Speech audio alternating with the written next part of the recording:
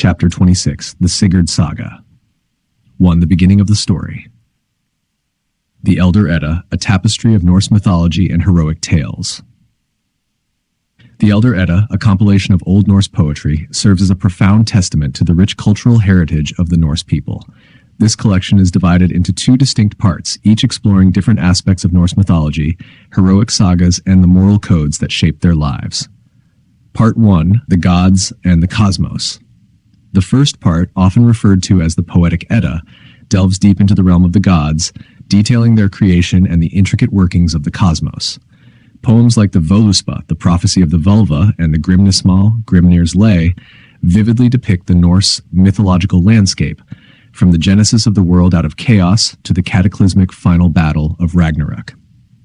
Part 2, the Volsung Saga and Sigurd's epic journey. The second part of the Elder Edda, known as the Heroic Lays, shifts focus from divine beings to mortal heroes, chronicling the remarkable exploits of legendary figures. Among these sagas, the Sigurd Saga, or Volsung Saga, holds a prominent place. This epic narrative follows the life of Sigurd, the most celebrated hero of the North, through a series of extraordinary adventures. Sigurd, a hero of unparalleled strength and courage. Sigurd, son of Sigmund, is revered for his exceptional strength, courage, and wisdom. His legendary feats are recounted in various Eddas and sagas, including his renowned slaying of the dragon Fafnir, acquisition of the cursed treasure of the Nibelungen, and forging of the invincible sword, Gram. The Sigurd Saga, a tapestry of themes and motifs. More than a mere collection of action-packed tales, the Sigurd Saga delves into profound themes such as human nature, morality, and the inexorable grip of fate. Loyalty, betrayal, revenge, and the pursuit of power intertwine throughout the narrative, imbuing Sigurd's story with depth and resonance. Examples from the Eddas and sagas. To grasp the full richness of the Sigurd Saga, one must explore the original sources, Eddas and sagas that offer windows into the Norse worldview. Key texts include Völsunga Saga, composed in Iceland around the 13th century. This saga provides a detailed account of Sigurd's life, from his heroic deeds to his tragic demise. A Middle High German epic poem from the 12th century, which portrays Sigurd as Siegfried. It emphasizes themes of love, betrayal, and revenge, culminating in the downfall of the Burgundian kingdom. Sigurdrifumal, an Eddic poem associated with the Poetic Edda, featuring Sigurd's encounter with the Valkyrie Sigurdrifa, who imparts wisdom and knowledge of runes and magic. These texts offer varied perspectives and embellishments on Sigurd's saga, enriching the tapestry of Norse storytelling that has captivated audiences for centuries. Conclusion. The Sigurd Saga, as preserved in the Elder Edda, stands as a testament to the enduring allure of Norse mythology and heroic epics. Through Sigurd's extraordinary life, we gain profound insights into the Norse ethos, their values, and their enduring fascination with themes of heroism, destiny, and the complexities of human existence. Sigi, the ancestor of the Volsungs. Here begins the tale of a man named Sigi, who is reputed to be the son of Odin. Another significant figure in the story is Skadi, a formidable and strong man, though Sigi was considered mightier and of higher birth according to the accounts of that time. Skadi had a servant named Bredi, a name derived from his assigned tasks. Despite being a thrall slave, Bredi was as skilled and powerful as many free men, and even surpassed some of them. One day, Sigi went hunting for deer with Bredi. They hunted all day until evening. When they gathered their game at dusk, Sigi noticed that Bredi had killed far more deer than he had. This angered Sigi greatly. He couldn't stand that a mere thrall had outdone him in hunting. In a fit of rage, Sigi attacked and killed Bredi, then buried his body in a snowdrift to hide his crime. When Sigi returned home that evening, he claimed that Bredi had gone off into the wild woods. He soon vanished from my sight, Sigi said, and I know nothing more of his whereabouts. Skadi, however, was suspicious of Sigi's story. He believed Sigi had deceived him and had probably killed Bredi. Skadi sent out men to search for Bredi, and their search eventually led them to a large snowdrift where they found his body. Skadi declared that from then on, all large snowdrifts would be called Bredi's Drift, in memory of this event. Thus, it became common to refer to any significant snowdrift in this way. It was now clear to all that Sigi had murdered Bredi. Because of this, he was declared an outlaw, banished from holy places, and unable to stay in his homeland with his father. Odin, taking pity on Sigi, accompanied him away from the land for a long journey. They traveled a considerable distance without stopping until they reached a place where there were warships. Once there, Sigi embarked on a life of piracy and warfare, using the resources and strength given to him by his father before they parted. He was successful in his ventures, winning every battle he engaged in. Eventually, Sigi's conquests led him to acquire land and a kingdom of his own. He married a noblewoman and became a powerful king, ruling over the land of the Huns and gaining a reputation as a great warrior. Sigi and his wife had a son named Rifir. Rifir grew up in his father's house, becoming a tall, strong, and handsome young man, much like his father. Source material: Sigi was a son of Odin and a man of great prowess and fame. Volsunga Saga, Chapter 1. Now Bredi was the thrall of Sigi and the best of hunters. One day, when they had gone hunting together, Bredi killed more game, and Sigi, in his envy, slew him and buried him in the snow. Volsunga Saga, Chapter 1. Odin found him and guided him away from his homeland, where he became a wanderer in many lands. Chapter 1. Sigi married into the royal family of the Huns and was given a kingdom. He ruled wisely and well, and in time he had a son named Rerir. Volsunga Saga, Chapter 1. His wife's brothers conspired against him, and Sigi was slain in an ambush. But his son Rerir escaped, avenged his father, and reclaimed the kingdom. 3. Rerir and Volsung. As Sigi grew old, envy and treachery surrounded him. Eventually, even those he trusted most, including his wife's brothers, turned against him. They attacked him when he was least prepared, overwhelming him and his followers. Thus, Sigi perished along with all his people. However, Rerir, his son, was not present during this betrayal.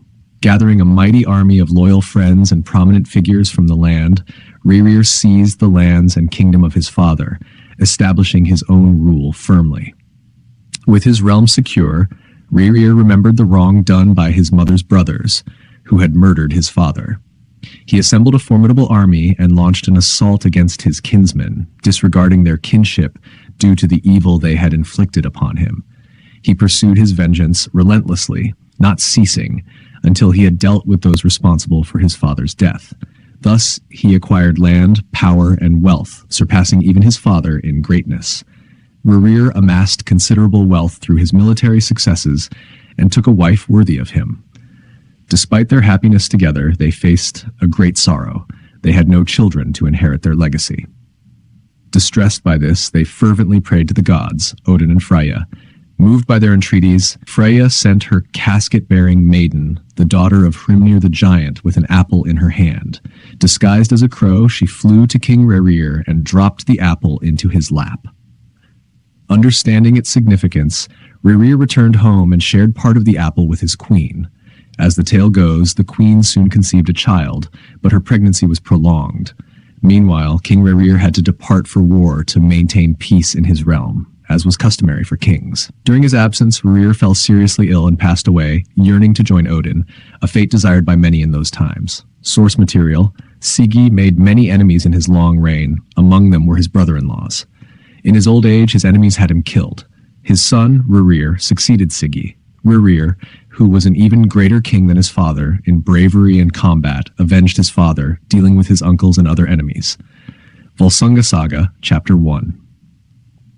The queen's condition did not improve, and 6 long winters passed with her illness weighing heavily upon her. Sensing her approaching end, she instructed that the child be cut from her womb. Following her command, a strong boy was born, kissed by his mother before she passed away. He was named Volsung, succeeding his father as king of Hunland. From a young age, Volsung displayed great strength, courage, and prowess in all manner of trials and battles, becoming renowned as the greatest warrior of his time. Upon reaching adulthood, Volsung received a proposal from Ljod, the daughter of Hrimnir, who had delivered the apple to his father. Volsung married her, and their union was marked by enduring love and prosperity. They were blessed with 10 sons and 1 daughter. Their eldest twins, Sigmund and Signy, stood out as the most exceptional and beautiful of King Volsung's children, renowned for their intelligence, valor, and noble lineage. The saga recounts that King Volsung commissioned the construction of a magnificent hall.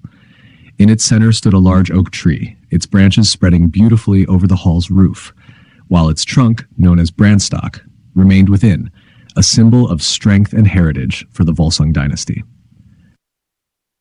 4. The story of Siggeir and Signy. Once upon a time there was a powerful king named Siggeir who ruled over the land of Gothland. Siggeir was a mighty ruler commanding a vast kingdom and many loyal subjects. His heart was set on marrying Signy, the daughter of King Volsung. Siggeir traveled to meet King Volsung and earnestly requested Signy's hand in marriage. King Volsung, along with his son's wife, warmly received Siggeir's proposal. However, Signy herself was reluctant and disheartened by the prospect of marrying Siggeir. Despite her reservations, she deferred to her father's wishes, allowing him to decide her fate, as he had always done in matters concerning her. King Volsung decided to agree to the match and arranged for Signy to be betrothed to King Siggeir. To celebrate the wedding, King Volsung planned a grand feast at his hall, inviting King Siggeir and his entourage to attend on the appointed day. King Siggeir arrived with a large retinue, including many distinguished men, and the festivities began. The mysterious visitor. On the evening of the celebration, great fires were lit along the length of the hall, casting a warm glow. In the center of the hall stood a magnificent tree known as the Branstock. As the guests gathered around the fires, a mysterious figure entered the hall. He was unlike anyone they had seen before. This stranger wore a cloak covered in spots and was barefoot, with linen breeches tightly bound to his legs. He carried a sword in his hand and wore a slouched hat that shaded his face. He was a towering figure, ancient in appearance, and strikingly, he had only one eye. Without a word, the stranger approached the Branstock. He raised the sword and drove it deep into the trunk of the tree, so that only the hilt was visible. The room fell silent, and everyone watched in awe. The stranger then spoke in a commanding voice. "Whoever can draw this sword from the tree shall receive it as a gift from me. They will find that no better sword has ever been held in hand than this one." With that, the mysterious man turned and left the hall as suddenly as he had appeared. No one knew who he was or where he went. The challenge. Excitement rippled through the hall. Each man believed he would be the one to draw the sword, eager to prove his strength and claim the prize. The noblest among them stepped forward first, followed by others in turn, each straining with all their might to pull the sword from the tree. Despite their efforts, none could budge it. Then Sigmund, the son of King Volsung, approached the Branstock. He grasped the sword's hilt and, with seemingly little effort, drew it free from the tree, as if it had been waiting for him. The weapon gleamed in his hand, and all who saw it marveled, believing they had never seen a finer sword. King Siggeir, watching with keen interest, desired the sword greatly. He offered Sigmund a sum of gold 3 times the sword's weight, hoping to buy it from him. But Sigmund refused, saying, "You could have taken the sword just as I did if it had been meant for you, but since it has come into my possession first, you shall never have it, no matter how much gold you offer." Siggeir's face darkened with anger at Sigmund's words, feeling insulted by the refusal. Though he appeared outwardly calm and indifferent, his mind was already plotting vengeance for the slight he felt he had suffered, a grudge that would soon reveal itself in the events to come. Interpretation and symbolism. This tale from the Volsunga Saga is rich with symbolism and foreshadowing. The mysterious stranger is often interpreted as Odin, the one-eyed Allfather, who places the sword in the Branstock as a test and a gift. The sword represents destiny and worthiness, qualities that Sigmund alone possesses in this moment, signifying his role as a hero in the saga. Siggeir's reaction to Sigmund's success reveals his true nature.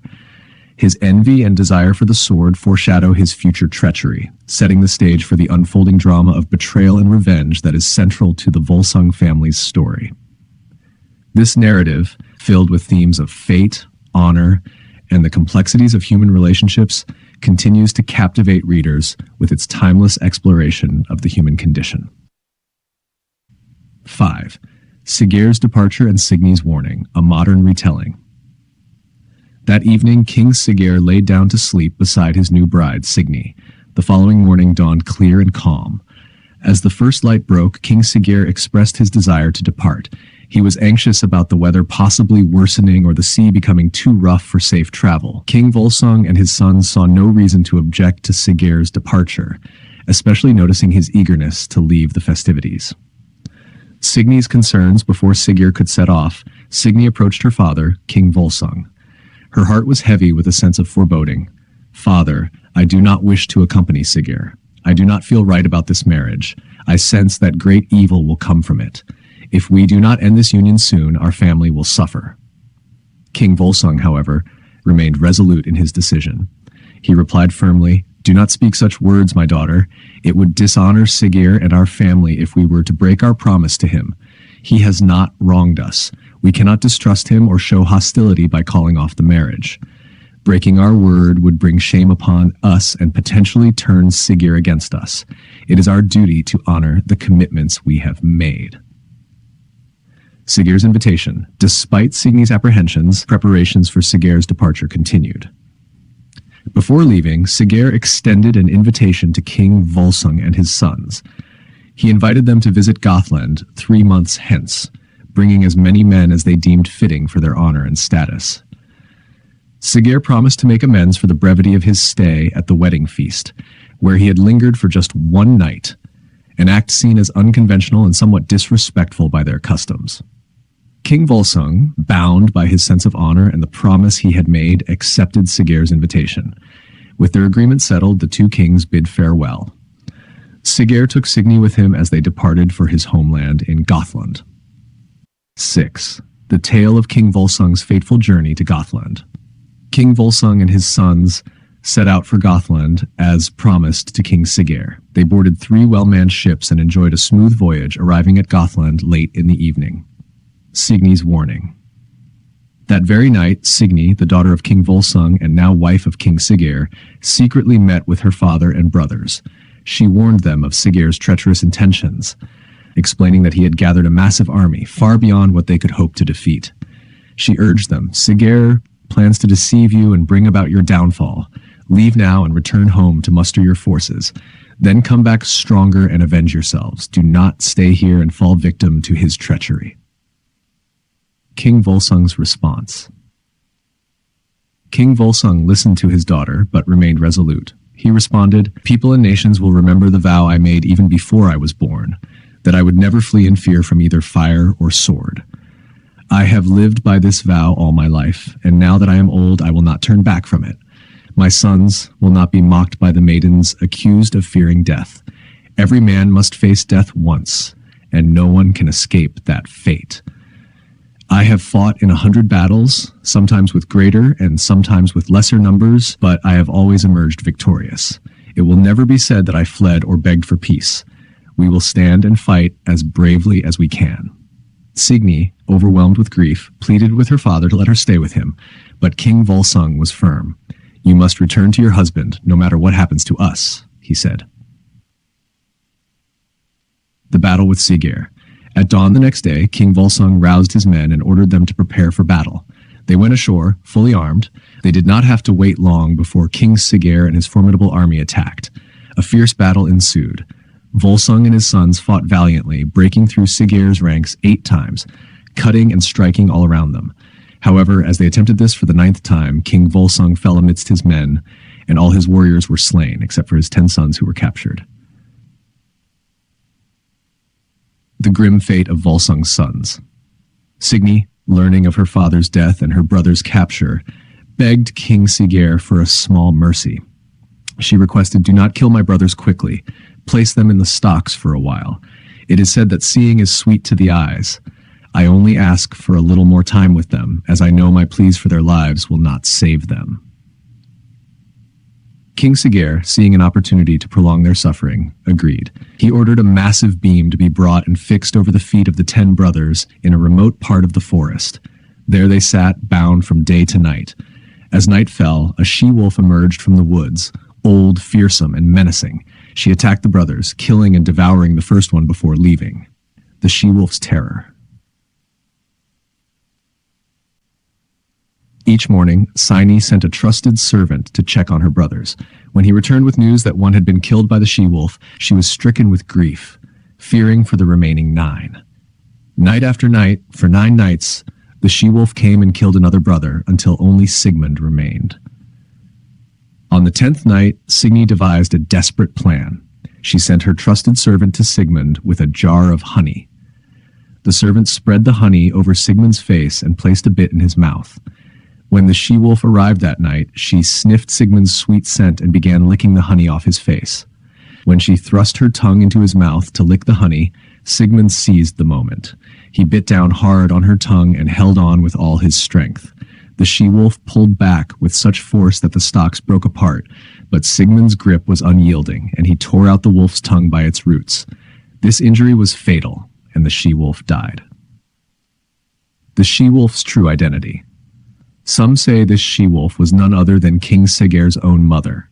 Using her dark arts and witchcraft, she had transformed herself into the beast to carry out this gruesome deed. This tale of bravery and sorrow is a testament to the enduring spirit of King Volsung and his lineage, marked by their unwavering courage in the face of inevitable doom and their refusal to flee from their fate. How Signy sent the children of her and Siggeir to Sigmund, a modern retelling. After Sigmund was freed and had broken free from his restraints, he sought refuge deep in the forest. Living in the woods, he evaded capture and stayed hidden. Signy, his sister, secretly sent out people to discover if he was still alive. When her messengers found Sigmund, he recounted his survival, including his harrowing encounter with the wolf that had almost ended his life. They brought this news back to Signy. Determined to aid her brother, Signy went to the forest to find him. Together, they built a concealed underground house in the woods, providing Sigmund a safe place to hide. For a time, Signy managed to keep his presence a secret, regularly sending him the supplies he needed. Meanwhile, King Siggeir believed that all the Volsungs had perished. Siggeir's sons. Siggeir and Signy had 2 sons. When the eldest boy turned 10, Signy sent him to the forest to join Sigmund, hoping he could help avenge their father. The boy arrived at Sigmund's hidden shelter late one evening. Sigmund welcomed him and assigned him a task to test his courage. "Prepare our bread," Sigmund instructed. "I will go gather firewood." He handed the meal sack to the boy and left to collect firewood. Upon returning, Sigmund found that the bread was still not made. He questioned the boy, "Is the bread ready?" The boy nervously replied, "I couldn't touch the meal sack because there was something alive inside it." Realizing the boy lacked the bravery needed for their mission, Sigmund knew he could not rely on him. When he reported this to Signy, she acknowledged the boy's inadequacy for their purpose.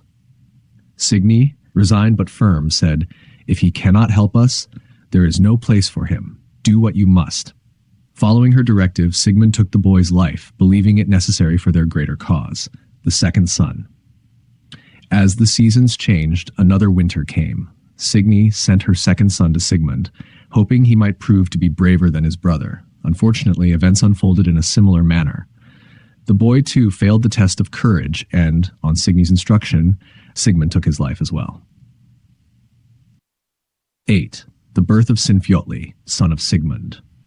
In the unfolding saga of the Volsung family, we encounter a story of disguise, cunning, and the emergence of a new hero, Sinfjotli, who would carry on the legacy of his ancestors. A clever witch's help. One day, while in her private quarters, Signy was visited by a very clever witch. Driven by a desperate plan, Signy expressed her desire to swap appearances with the witch. The witch, intrigued by the request, agreed and used her magical skills to switch their appearances.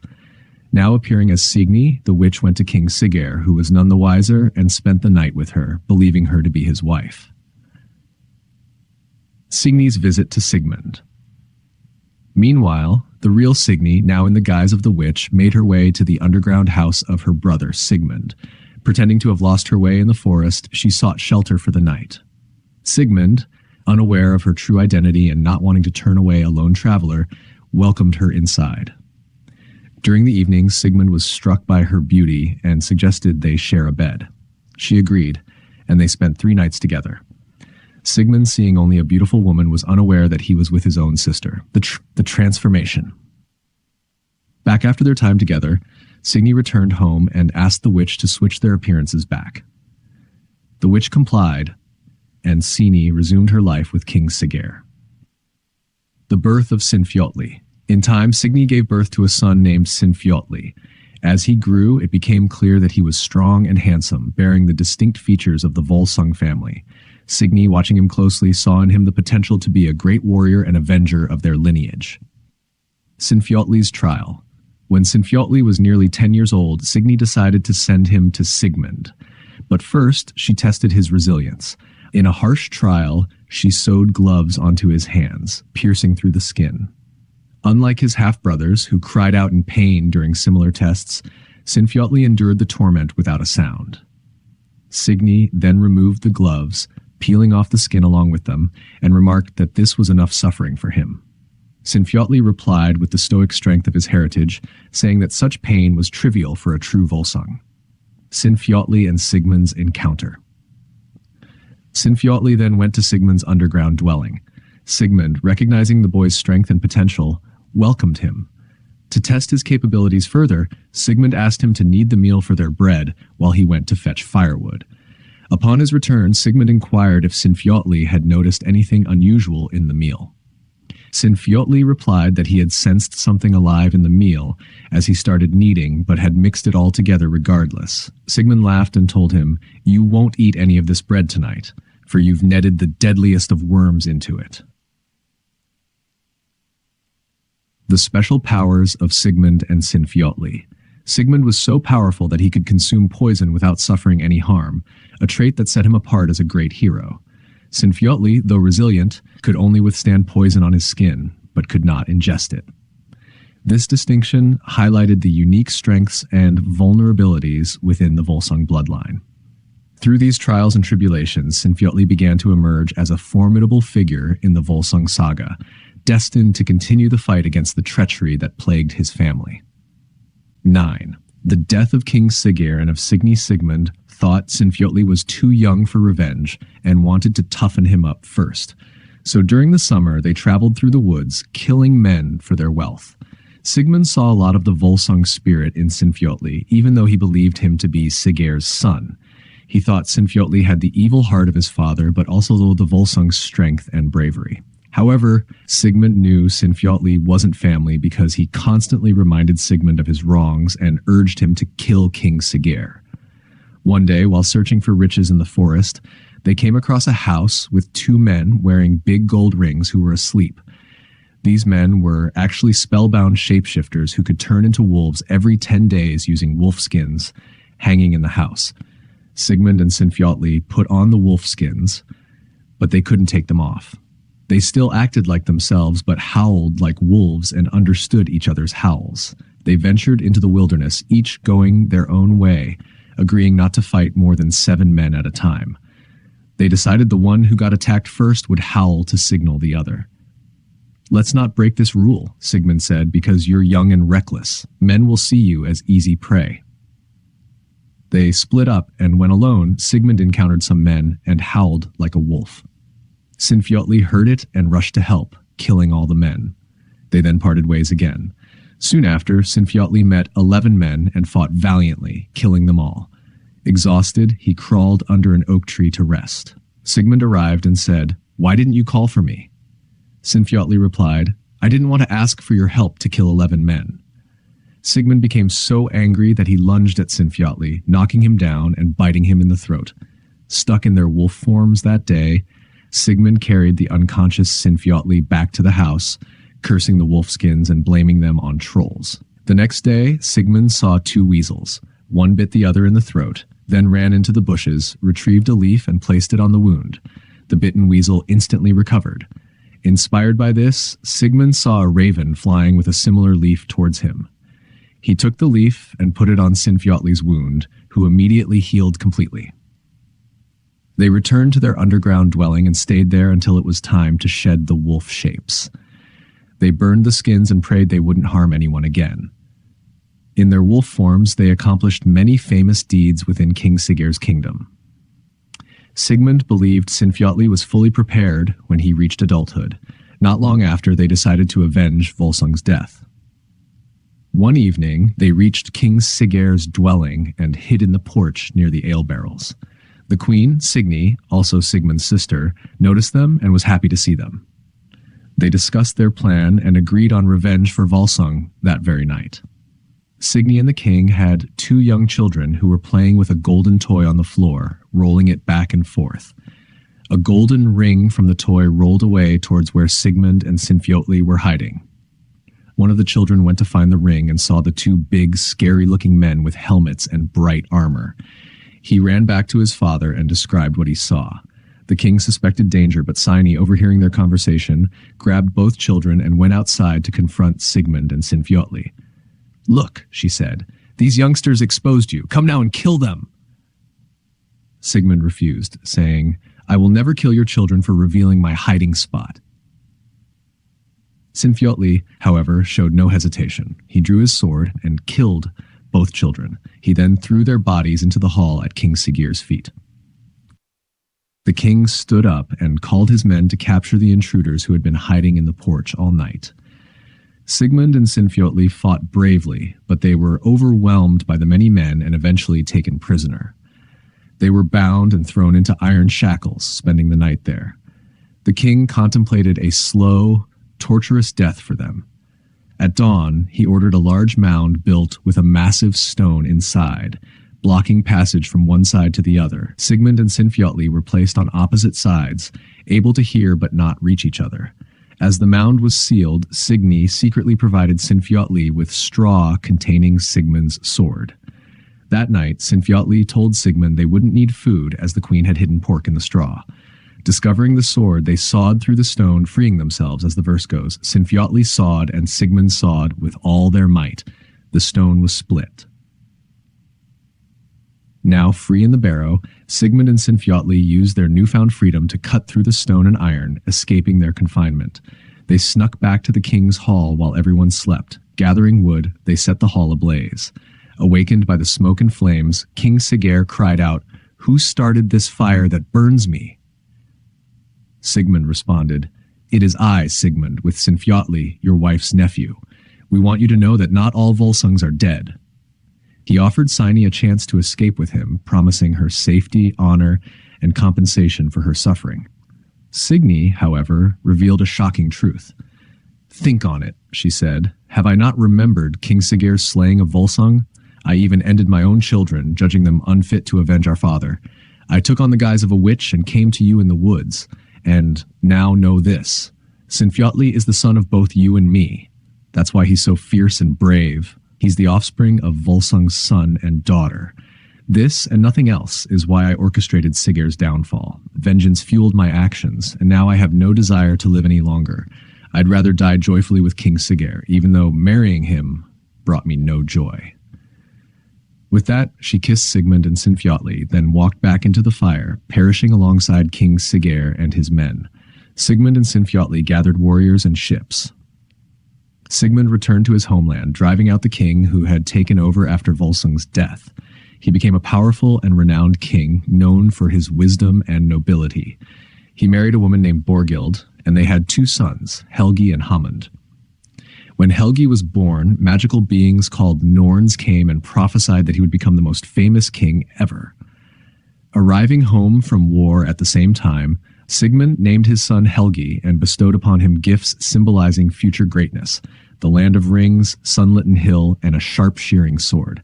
He prayed that Helgi would grow into a man of immense fame, a true Volsung descendant. The story continues, detailing how Helgi grew into a brave and beloved leader, excelling in all forms of combat. By the age of 15, he was already commanding armies, with Sinfjotli by his side. Together, the 2 kinsmen became formidable leaders. Chapter 10. How Helgi, the son of Sigmund, won King Hodbrod and his realm and wedded Sigrun. The tale recounts that Helgi encountered King Hunding, a powerful ruler with vast lands and many men. They engaged in battle, and Helgi fought valiantly, ultimately defeating King Hunding, who fell along with many of his warriors. Helgi's fame grew immensely due to this victory over such a mighty king. Following this, Hunding's sons gathered a large army to avenge their father. A fierce battle ensued, where Helgi fought his way through their ranks to their standard, slaying Hunding's sons, Alf, Eyolf, Herward, and Hagbard, and securing a great victory. After the battle, as Helgi was departing, he encountered a group of exceptionally beautiful women riding in noble attire. One woman among them surpassed all others in beauty. Helgi inquired about her identity, and she introduced herself as Sigrun, daughter of King Hogni. Helgi invited them to return with him, offering them a warm welcome. But Sigrun replied, "We have other tasks ahead, not to drink with you." "And what tasks, daughter of the king?" asked Helgi. She answered, "King Hogni has promised me in marriage to Hodbrod, son of King Granmar. However, I have vowed not to marry him, even if he were no more than a commoner's son, not a king's. But it seems this marriage will happen unless you stand against him with an army, take me away, and challenge him in combat. I would rather be with you than any other king." "Be assured, daughter of the king," said Helgi, "he and I will settle this matter before you are given to him. We will see who prevails over the other, and I pledge my life to this." Afterwards, Helgi sent messengers with money to gather his forces. They assembled at Redberg, and Helgi waited there until a great company arrived from Hedensea, along with a mighty fleet from Norvi Sound. King Helgi summoned Leif, captain of his ships, and asked about the size of his fleet. "It's hard to tell, lord," replied Leif. "From Norvi Sound alone, there are 12,000 men with nearly as many more elsewhere." King Helgi then directed them into Varin's Firth, but they encountered a fierce storm and monstrous waves that battered their ships as if mountains were colliding. Despite this, Helgi ordered his men not to fear and to keep their sails up high. They narrowly avoided shipwreck before finally making landfall. On the shore, Sigrun, daughter of King Hogni, arrived with a large army and redirected them to a safe harbor called Nippeland. The local people observed this and came down to the shore. Swarens Cairn, brother of King Hodbrod and lord of the land, called out to them, asking who led such a massive army. Sinfiotli stood up, wearing a gleaming helm and a snowy white byrnie, holding a spear with a banner of renown and a gold-rimmed shield. He spoke boldly to the kings, knowing well how to address them. "Go and tell Hodbrod, once you're done with your tasks, that the Volsungs have arrived. King Helgi is among us, if Hodbrod wishes to find him. Fighting and winning renown is Helgi's joy, while you stay occupied at home." Granmar, furious, responded, "You speak disrespectfully and falsely of chiefs and lords. You must have long been nourished on wolf meat and wolf meat in the wild woods, slaying your own kin. It's a wonder you dare to join good and noble men, you who have drunk the blood of many a cold corpse." Sinfiotli, unshaken, replied, "Your memory seems dim now, but do you not recall when you were a witch on Varinzi, seeking a man, and you chose me above all others? And later you were a Valkyrie in Asgard, nearly causing all men to fight for your favor. I fathered 9 wolf whelps on your body in Lonis, and I was their father." Granmar, trying to regain control, retorted, "You have a great skill in lying, but perhaps you are father of nothing at all, having been castrated by the giantesses of Thrasness. You are the stepson of King Siggeir, accustomed to roaming the wilds and woods with wolfkin. Unlucky was the hand that slew your brothers, earning yourself a vile reputation." Sinfiotli continued, undeterred, "Do you not remember when you were Grani's mare, and I rode you ambling on Braval, and afterwards you were giant Galnir's Gothard?" "Enough of these words," Granmar said, growing weary. "I would rather feed fowls with your flesh than continue this argument." At this, King Helgi intervened. "It would be better and more honorable to fight rather than speak such shameful things. Granmar's sons are not our friends, but they are nonetheless brave men." Granmar then rode off to meet King Hodbrod at Sunfels, riding horses named Svepud and Svegjud. The brothers met in the castle porch, where Granmar informed Hodbrod of the impending war. King Hodbrod, already clad in armor with his helm on, asked, "Who is nearby that makes you so angry?" "Here come the Volsungs," Granmar replied. 12,000 of them are afloat off the coast, and 7,000 are at the island Sok. The largest force is at Grindr, and it seems Helgi and his men are eager for battle." The king decided, "Let us send messages throughout our realm and gather our forces. Let no one who desires battle stay idle at home. Send word to the sons of Ring, King Hogni, and Alf the Old, for they are mighty warriors." The armies gathered at Wolfstone, where fierce fighting ensued. Helgi charged through the enemy ranks, causing many casualties. Eventually, a great company of shield maidens appeared, blazing like flames, led by Sigrun, the king's daughter. Helgi faced King Hodbrod in battle and struck him down under his own banner. Sigrun praised Helgi, saying, "Thank you for your courageous deed. Now we shall share this land, and this is a day of great joy for me. Your honor and renown shall grow for felling such a mighty king." Helgi took control of that realm and ruled there for a long time after marrying Sigrun, achieving great honor and renown, though his tale ends here. Source material.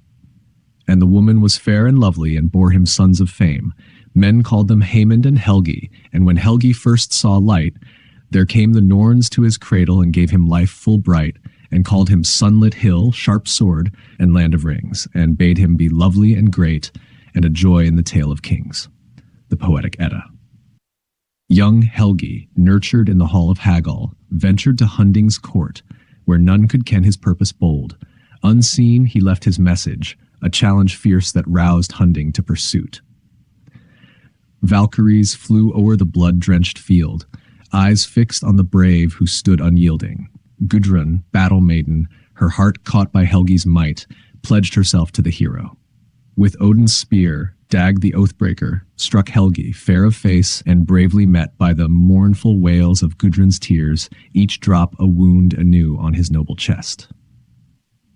Thou weepest, gold-adorned, cruel tears, sun-bright daughter of the south. Ere to sleep thou goest, each one falls bloody on the prince's breast, wet, cold, and piercing with sorrow big. In Valhalla's hall, Helgi rode with pride, Einherjar's leader, his spirit bright. Gudrun, Valkyrie once more, stood by his side, their love renewed as they awaited the night when gods and men would clash in fateful war. The Volsunga Saga. 11.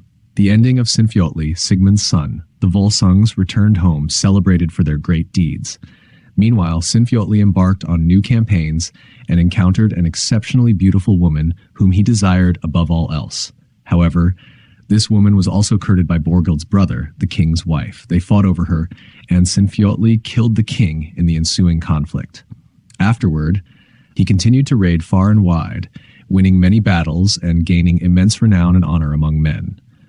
By autumn, he returned home with numerous ships and great wealth. He shared his adventures with his father, King Sigmund, who in turn informed the queen. She, displeased, ordered him to leave the realm, pretending she wanted nothing to do with him. However, Sigmund refused to banish his son and offered her compensation in gold and wealth for her brother's life. He had never before paid Wergild for a man's death, but he saw no honor in upholding injustice against a woman. Realizing she could not have her way, she relented, saying, "Do as you wish in this matter, my lord, for it is fitting so." She then organized a grand funeral feast for her brother with the king's assistance, inviting many noble guests. During the feast, Queen Borghild served drinks to the guests, and she approached Sinfjotli with a large horn, saying, "Drink now, dear stepson." He took the horn and looked into it, saying, "No, for this drink is enchanted." Sigmund intervened, "Then give it to me," and he took the horn and drank it all. The queen turned to Sinfjotli again, saying, "Why must others drink your ale for you?" She came a second time with the horn, urging him with many words to drink. Reluctantly, he took the horn and remarked, "Deceit lies in this drink." Upon hearing this, Sigmund exclaimed, "Then give it to me." For a third time, she approached him, goading him to drink if he had the courage of a Volsung. He took the horn again, but said, "There is poison in this." "Let your lips filter it out then, my son," said Sigmund, who was already heavily intoxicated. Sinfjotli drank from the horn and immediately collapsed, dead on the ground. Overwhelmed with grief, Sigmund rose and carried his son's body into the forest until he reached a fjord, where he saw a man in a small boat. The man offered to ferry him across the fjord, but the boat was too small to carry them both at once. So Sinfjotli's corpse was placed in the boat first, while Sigmund walked alongside the shore.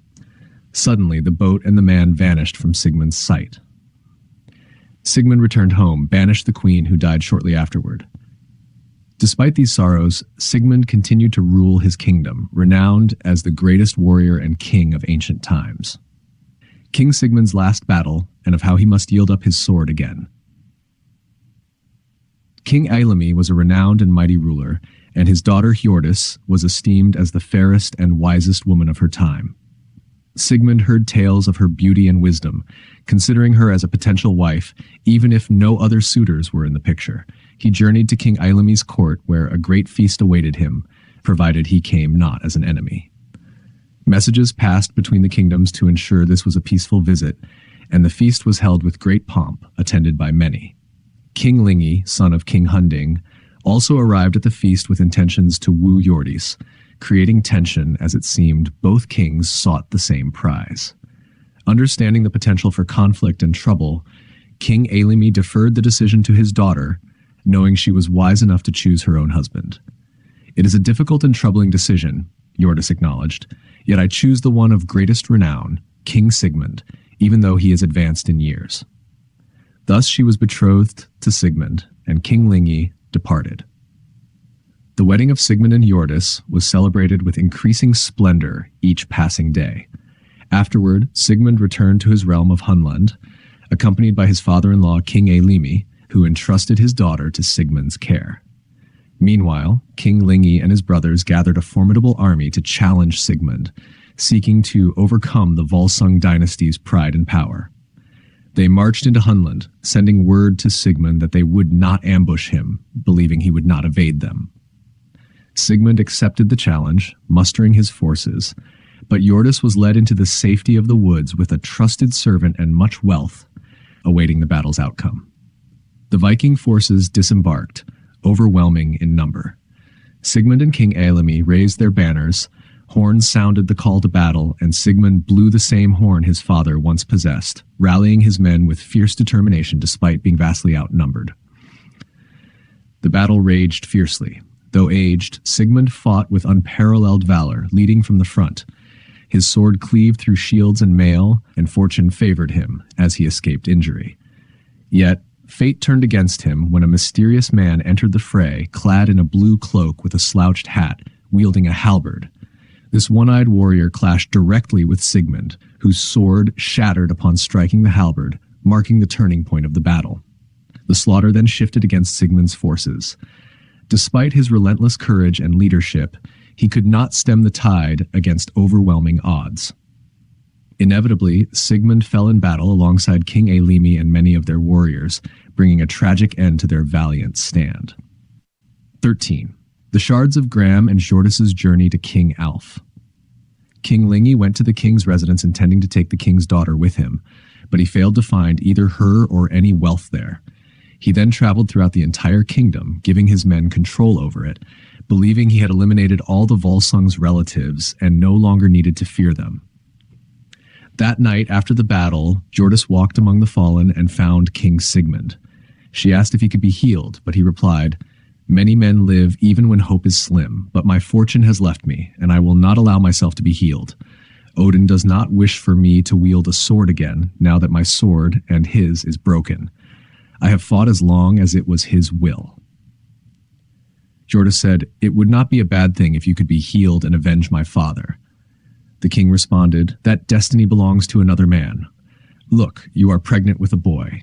Take good care of him, for he will be the most noble and famous of our lineage. Safeguard the pieces of the sword. From them, a fine sword will be forged named Gram. Our son will carry it and perform many great deeds that time will not diminish. His name will last and be honored as long as the world exists. Let this be enough for you. But now I am tired from my wounds, and I wish to join our ancestors who have passed away." Hjordis stayed with him until he passed away at dawn. Then she saw many ships approaching the shore. She said to her handmaid, "Let's swap clothes, and you will be called by my name, claiming to be the king's daughter." They did exactly that. The Vikings saw the large number of dead and noticed 2 women leaving for the woods. They suspected something significant had happened and disembarked from their ships. The leader of these people was Alf, the son of King Jalprek of Denmark, who was sailing with his forces along the coast. They entered the battlefield and were astonished by the number of casualties. The king ordered his men to find the women and bring them to him, which they did. He inquired about their identities. Surprisingly, the servant spoke for both of them, recounting the deaths of King Sigmund and King Eylimi, among other great men, and identifying those responsible for the act. Then the king asked if they knew where the king's treasure was hidden, and the servant confidently replied, "It can indeed be said that we know exactly where it is." She then led them to where the treasure was hidden, and they discovered immense wealth with priceless items piled together like never seen before. They carried all of it back to King Alf's ships, with Hjordis and the bondmaid accompanying them. They sailed back to their homeland, discussing how the most renowned kings had fallen on that battlefield. King Alf sat at the helm while the women stayed in the forecastle. He conversed with them and valued their counsel highly. Thus the king returned to his kingdom with great riches, and he himself was a remarkably handsome man. However, upon returning home, his mother, the queen, questioned why the woman who appeared less adorned had fewer rings and lesser attire. "I believe," she said, "that the one whom you've considered less is actually the noblest of the two." He replied, "I too have had my doubts. She hardly seems like a bondmaid. When we first met, she greeted noblemen with dignity. Let us put this to the test." One day while they were drinking, the king sat down with the women and asked, "How do you know when the night grows old if you cannot see the stars?" The bondmaid answered, "I have a sign. When I was young, I used to drink until dawn. Even though I no longer do, I still wake at that time, and that's how I know." The king chuckled and said, "Not very ladylike for a king's daughter." Then he turned to Hjordis and posed the same question. She replied, "My father gave me a small gold ring that grows cold on my finger at daybreak. That is my sign." The king responded, "There's enough gold there where a mere bondmaid wore it. But come now, you've been hidden from me for too long. If you had told me everything from the start, I would have treated you as if we were both children of kings. But now I will treat you even better, for you shall be my wife, and I promise you a fitting dowry when you bear me a child."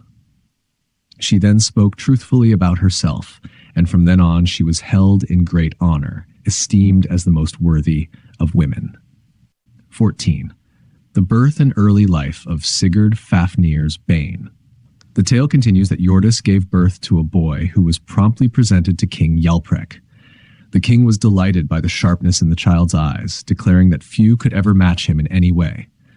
The boy was baptized and named Sigurd, a name that resonated universally, as none had ever been his equal in growth and beauty.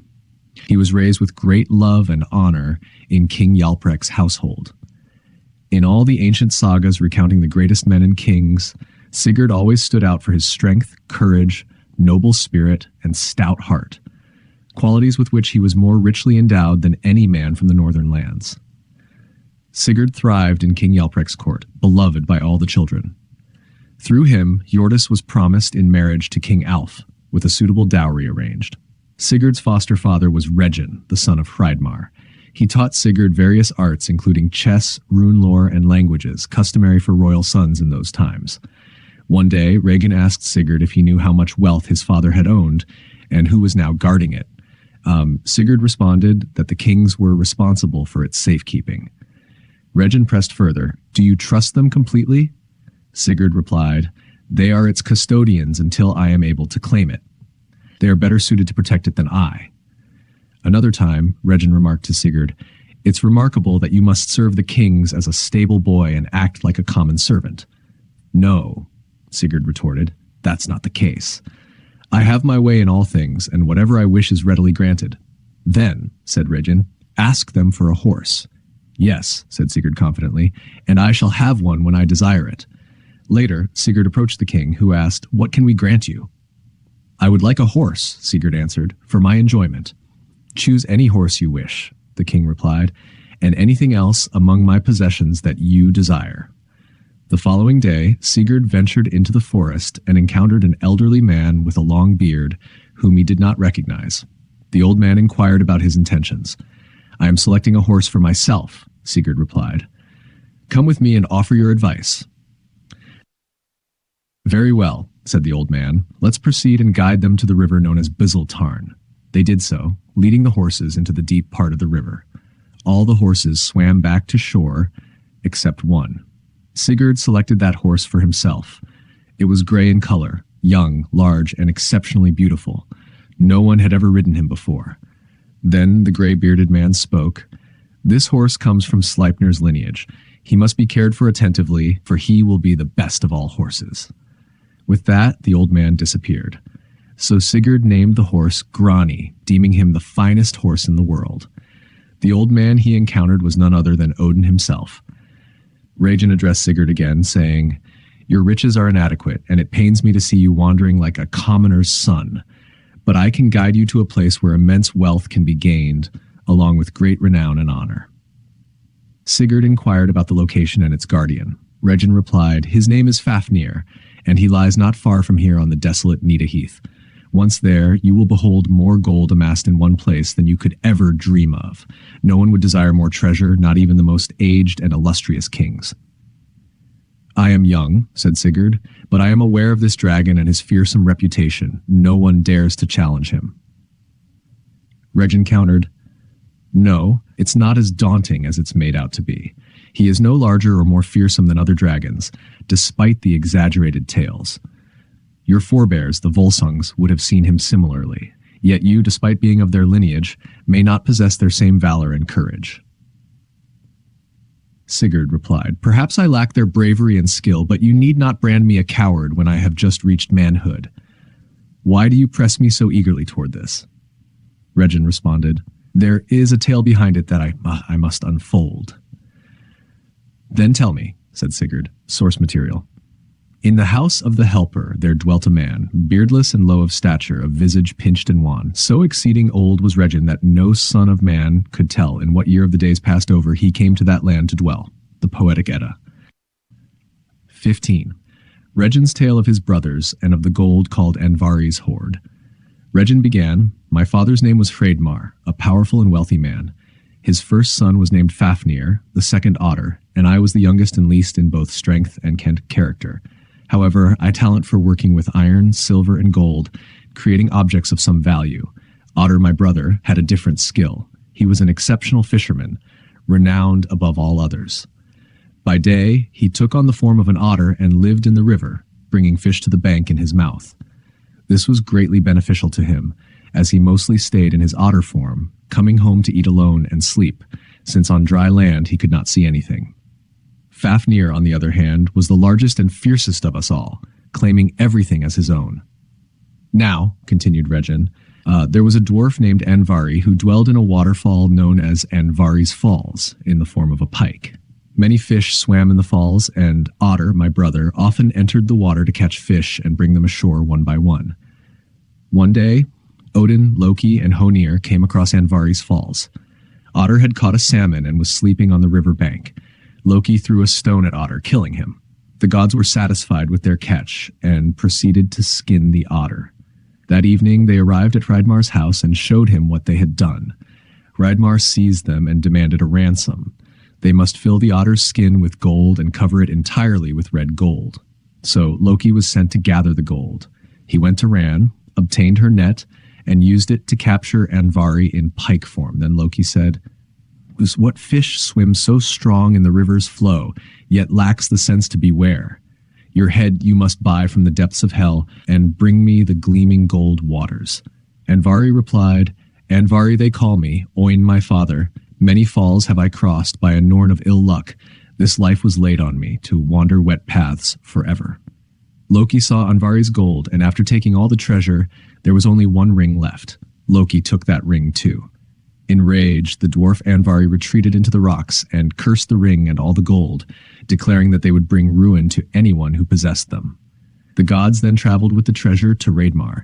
They were required to fill an otter skin completely with gold and cover it entirely. Once the gods had done this, Hreidmar inspected it and found one hair from the otter's muzzle still visible. He demanded they cover that hair as well. To comply, Odin took the ring, known as Andvari's loom, from his hand and used it to cover the hair. At this, Loki recited a verse. "You have enough gold, a great weregild indeed, that spares my life.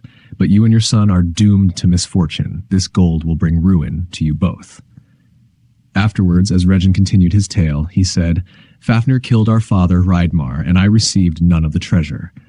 Fafnir became so consumed by greed that he transformed into a fearsome dragon, hoarding the treasure and allowing no one to have any part of it.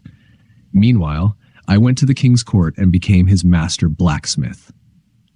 That is how I lost my father's legacy and the compensation for my brother's death. This is why gold is called Ottergild, stemming from this tragic story." Sigurd then responded, "You have indeed lost much, and your family has been plagued by misfortune. Now, forge me a sword with your skill, one that is unparalleled, so I can perform great deeds if I have the courage. I need it to slay this formidable dragon." Regin assured him, "Trust me in this. With that very sword, you shall kill Fafnir." Source material, excerpts from the Poetic Edda and the Volsunga Saga. 16. The welding together of the shards of the sword Gram Regin crafted a sword and presented it to Sigurd. Sigurd took the sword, examined it, and remarked, "Look at your craftsmanship, Regin." With that, he struck the sword against an anvil, but it shattered. Disappointed, Sigurd cast it aside and demanded a better sword.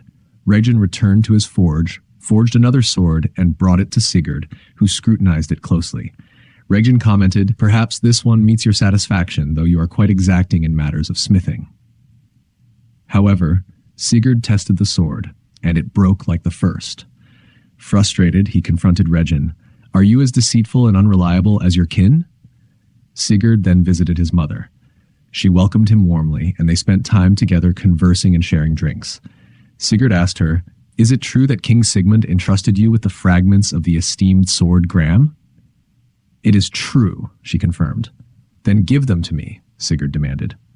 "I need them." Recognizing his resolve, his mother acknowledged his destined path to great renown and handed over the shattered sword pieces. Sigurd brought the fragments to Regin and instructed him to forge a new sword from them. Though annoyed, Regin complied and carried the pieces to his smithy. Grumbling to himself about Sigurd's deep involvement in smithing affairs, he nevertheless set about forging a new sword. When Regin emerged from the forge with the sword, flames danced along its edges. He presented it to Sigurd and said, "If this sword fails, I know not how to forge one that won't." Sigurd struck the sword against the anvil, splitting it all the way down to its base without a crack. Impressed, he praised the sword and then went to the river. Taking a lock of wool, he tossed it into the current against the flow. When the wool touched the sword, it split cleanly in two. Delighted with the sword's prowess, Sigurd returned home. Regin then asked, "Now that I have forged this sword for you, will you fulfill your promise and confront Fafnir?" "Indeed, I will keep my word," Sigurd affirmed, "but first I must avenge my father." As Sigurd matured, he became ever more beloved by all. Everyone, even the children, cherished him deeply. 17. The Prophecy of Grifir. There was a man named Grifir, who was Sigurd's uncle, his mother's brother. Shortly after Sigurd had his sword forged, he went to visit Grifir. Grifir was known to possess the ability to foresee future events and knew the destinies of men.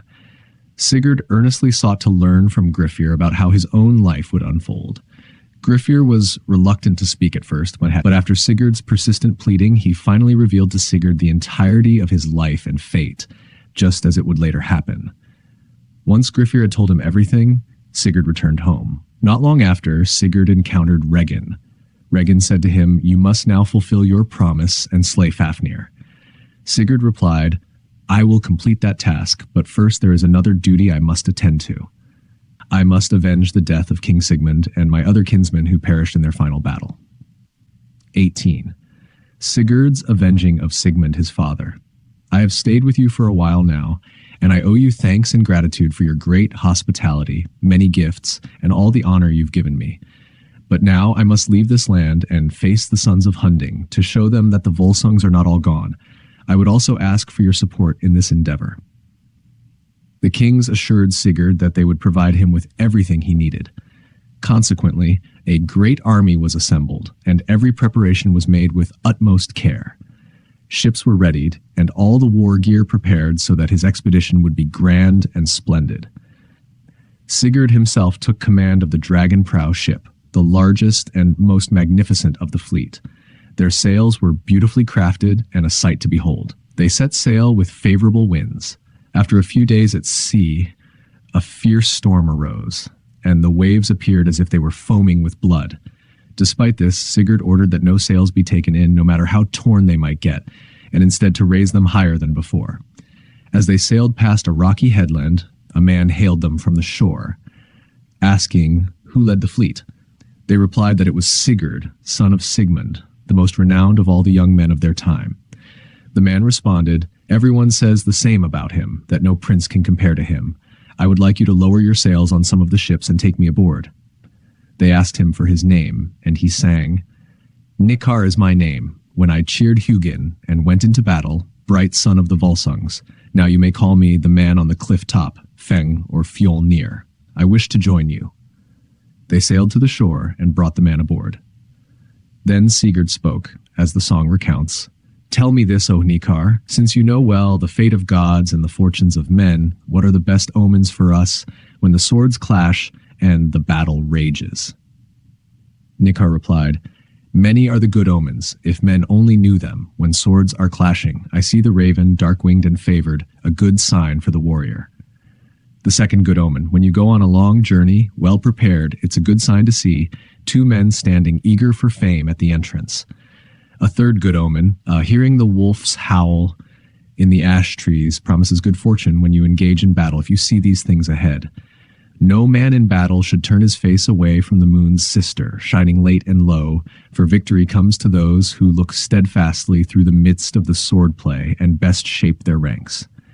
Great is the trouble of stumbling feet when you march to battle, for on both sides stand the Dizzer, female spirits of fate, wishing and scheming for your wounding. Each warrior should be well-groomed and clean, and not miss breakfast, for who can predict the return of the evening, and it's disgraceful to fall before fate, hungry and groveling." After the storm subsided, Sigurd and his fleet continued their journey until they landed in the realm of Hunding's sons. At this point, Fjolnir disappeared. Once ashore, they unleashed their fury, wielding fire and sword. They killed many and burned down their homes, leaving a path of destruction in their wake. A large group of people fled in terror to King Lingi, reporting that a fearsome army had invaded, causing unprecedented chaos and devastation. They mentioned that the sons of King Hunding had mistakenly believed they would never have to fear the Volsungs again. However, Sigurd, the son of Sigmund, was leading this army. Upon hearing this, King Lingi sent out a call to arms across his realm. Rather than retreat, he gathered all who would aid him and prepared for battle. He and his brothers assembled a formidable army and confronted Sigurd's forces. A fierce battle ensued, with spears and arrows filling the air, axes striking hard, shields splintering, and armor tearing. Helmets were shattered, skulls split, and many fell lifeless to the ground. As the battle raged on, Sigurd stepped forward, bearing the great sword Gram. He cut down men and horses alike, advancing through the thickest of the fighting with blood covering his arms up to the shoulders. Everyone fell back before him, as no helmet or armor could withstand his blows. His presence in battle was unparalleled. The fight continued for a long time, with many men dying and the combat growing ever more intense. Despite their efforts, the sons of Hunding's army couldn't overcome Sigurd's forces. Countless warriors from Hunding's line were slain, their numbers too great to count. Eventually, as Sigurd fought at the forefront, the sons of Hunding came directly against him. Sigurd struck down King Lingi with a powerful blow, cleaving through his helmet, head, and armor. He then killed Jorward, Lingi's brother, splitting him in two, and went on to slay all the remaining sons of Hunding and the majority of their men. Victorious, Sigurd returned home, laden with wealth and honored for his triumph. Great feasts were held in his honor to celebrate his return. Soon after his arrival, Regin approached Sigurd and said, "Now that you have avenged your father and your kin, will you keep your promise and go to slay Fafnir?" Sigurd replied, "We will indeed fulfill our promise, as we have always intended. It has never left our thoughts." 19. The Slaying of the Worm. Fafnir, Sigurd, and Regin rode across the heath, following the path where Fafnir the dragon used to crawl when he went to drink from the water. People say the cliff along which he lay while drinking was about 30 fathoms, 180 feet high. Then Sigurd spoke, "Regin, you said this dragon was no bigger than other serpents, but the track he leaves is incredibly large." Regin replied, "Dig yourself a hole and sit in it. When the dragon comes down to the water, strike him in the heart, and you will kill him and win great fame." But Sigurd asked, "What will happen to me if I am caught in the dragon's blood?" Regin retorted, "What use is giving you advice if you're afraid of everything? You are nothing like your kin in bravery." Sigurd then rode across the heath while Regin, filled with fear, went away. Sigurd began to dig a pit. While he was working, an old man with a long beard approached and asked what he was doing. Sigurd explained his plan. The old man replied, "You are following bad advice. Instead, dig several pits and let the blood run into them. Sit in one of these pits, and from there, thrust your sword into the dragon's heart." Then the old man vanished. Sigurd followed his advice and dug several pits as shown. As the dragon came down to drink, the ground trembled, and he snorted venom all the way before him. But Sigurd did not tremble or fear the dragon's roaring. When the dragon crawled over the pits, Sigurd thrust his sword under its left shoulder, driving it in up to the hilt. Then Sigurd leapt from the pit and withdrew his sword, his arm covered in blood up to the shoulder. When the mighty dragon realized he was mortally wounded, he thrashed about with his head and tail, destroying everything in his path. As Fafnir lay dying, he asked, "Who are you? Who is your father, and what is your lineage that you dared to attack me?" Sigurd answered, "My lineage is unknown. I am called a noble beast. I have no father or mother, and I came here all alone." Fafnir responded, "If you have no father or mother, what miraculous birth brought you into being? Although you refuse to tell me your name on this day of my death, I know you are lying." Sigurd then said, "My name is Sigurd, and my father was Sigmund." Fafnir asked, "Who urged you to do this, and why did you choose to attack me? Had you never heard of the fear I inspired and how terrifying my presence is? You must have had a bold father, young warrior." Sigurd replied, "A courageous heart drove me to this, and a strong hand wielded this sharp sword, which you now know well. As the saying goes, rarely does a brave old man have a cowardly son." Fafnir said, "Well, I know that if you had grown up among your kin, you might have been skilled at handling your anger. But it's even more astonishing that you, a captive taken in war, had the courage to confront me. Most captives wouldn't dare." Sigurd replied, "Are you accusing me of being far from my family? Even though I was a captive, I was never chained. God knows you found me free enough." Fafnir responded, "You take my words in anger, but listen, for this gold I owned will bring about your end as well." Sigurd said, "We'd like to keep all our wealth until the end of days, but everyone dies once." Fafnir continued, "You will rarely follow my advice, but be warned that you will meet your end if you travel carelessly over the sea. Stay on dry land and wait for calm waters." Then Sigurd asked, "Tell me, Fafnir, if you are so wise, who are the Norns that determine the fate of all men?" Fafnir answered, "There are many Norns, and they come from different origins. Some are of the kin of the Aesir, some are of the elves, and some are daughters of Dvalin, the dwarf." Sigurd then asked, "What is the name of the island where Surt and the Aesir mix and mingle the water of the sword?" Fafnir replied, "That place is called Unshapen." Fafnir then said, "My brother Regin has orchestrated my end, and it pleases me that he will also bring about yours because that's what he desires." He continued, "I once carried a face of terror before all people after I took over my brother's inheritance. I spat poison on all sides so that no one dared come near me, and I feared no weapon. I never faced so many men that I felt outmatched, for everyone was afraid of me." Sigurd responded, "Few can win by relying on that face of terror, because whoever faces many will one day find that no one person is the mightiest of all." Fafnir advised, "I suggest you take your horse and ride away quickly, because it often happens that even a dying man can seek revenge." Sigurd answered, "I won't follow your advice. Instead, I will ride to your lair and claim your vast treasure." Fafnir warned, "Go then, and you will find enough gold to last your lifetime. But that gold will be your doom, and the doom of anyone who possesses it." Sigurd stood up and said, "I would rather ride home and lose all that wealth if it meant I would never die. But every brave and honest man will want to hold on to wealth until his final day. As for you, Fafnir, suffer in your end until death and hell take you." With that, Fafnir died. 20. The slaying of Regin, son of Hreidmar. Afterward, Regin approached Sigurd and said, "Hail, lord and master. You have achieved a noble victory by slaying Fafnir, an act that no one dared to attempt before. This deed will be renowned as long as the world endures." Regin stood silently for a moment, then spoke with a heavy heart. "You have killed my brother, and I cannot deny my part in this." Sigurd took his sword, Gram, and wiped it clean. He replied to Regin, "You were far away when I slew the dragon. Using this sword with my own strength, I faced the full might of the dragon alone, while you lay hidden, unaware of the battle's outcome." Regin countered, Without the sword I forged, neither you nor any man could have defeated Fafnir.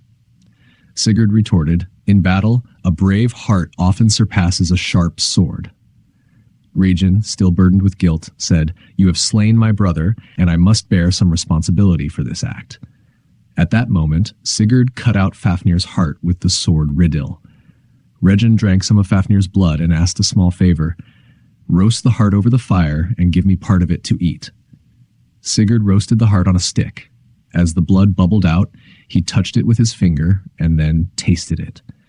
Suddenly he could understand the language of birds. Nearby, woodpeckers chattered in the thicket.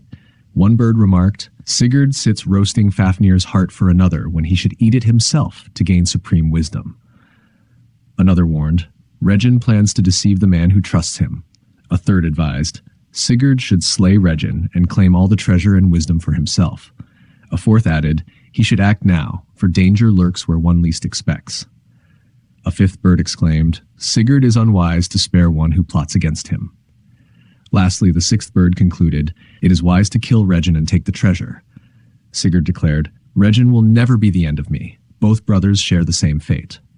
With that, he drew Gram and beheaded Regin. Sigurd then heard the woodpeckers sing. The first bird sang, Bind the bright red rings, Sigurd. Fear not, for many things are true. A fair maiden I know, she's fairest of all, surrounded by gold, she waits for your call. The second bird sang, Green are the paths that lead to Juki's hall, where fate reveals to those who heed the call. There dwells a king, his daughter fair, Sigurd. Your gold shall win her care. The third bird sang, On Hinfell's high a hall does stand, with flames that reach across the land. Wise men of old built this grand site, with gleaming gold, a marvel of light.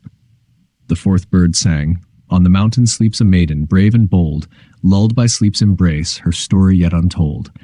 Odin placed a thorn to guard her fair form, she waits for a hero, to break her sleep's norm. Sigurd then ate a piece of Fafnir's heart and kept the rest. He mounted his horse and followed Fafnir's trail to his lair. The entrance was open, its doors and beams of iron, deep in the earth. There, Sigurd found a vast hoard of gold, the sword Rodi, the helm of awe, the gold byrnie, and many other treasures. He gathered so much gold that it would take 2 or 3 horses to carry it all. Loading it onto his horse, Grani, he found the horse unwilling to move. Understanding Grani's hesitation, Sigurd mounted him and spurred him onward.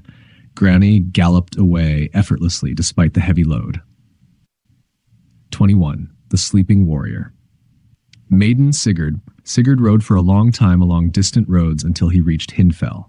From there, he journeyed south to the land of the Franks. As he neared the mountains, he saw a great light ahead of him, like a fire burning and flaming up to the heavens. He approached and found a castle surrounded by a wall of shields with a banner flying from its highest point. Sigurd entered the castle and saw someone lying there asleep, fully armored. He removed the helmet from the sleeper's head and discovered it was not a man, but a woman. She was wearing a mailcoat that clung to her body as if it were part of her skin. Sigurd tore the mailcoat from the collar downwards and then the sleeves, with his sword biting into it as if it were cloth. Sigurd then said that she had been asleep for too long.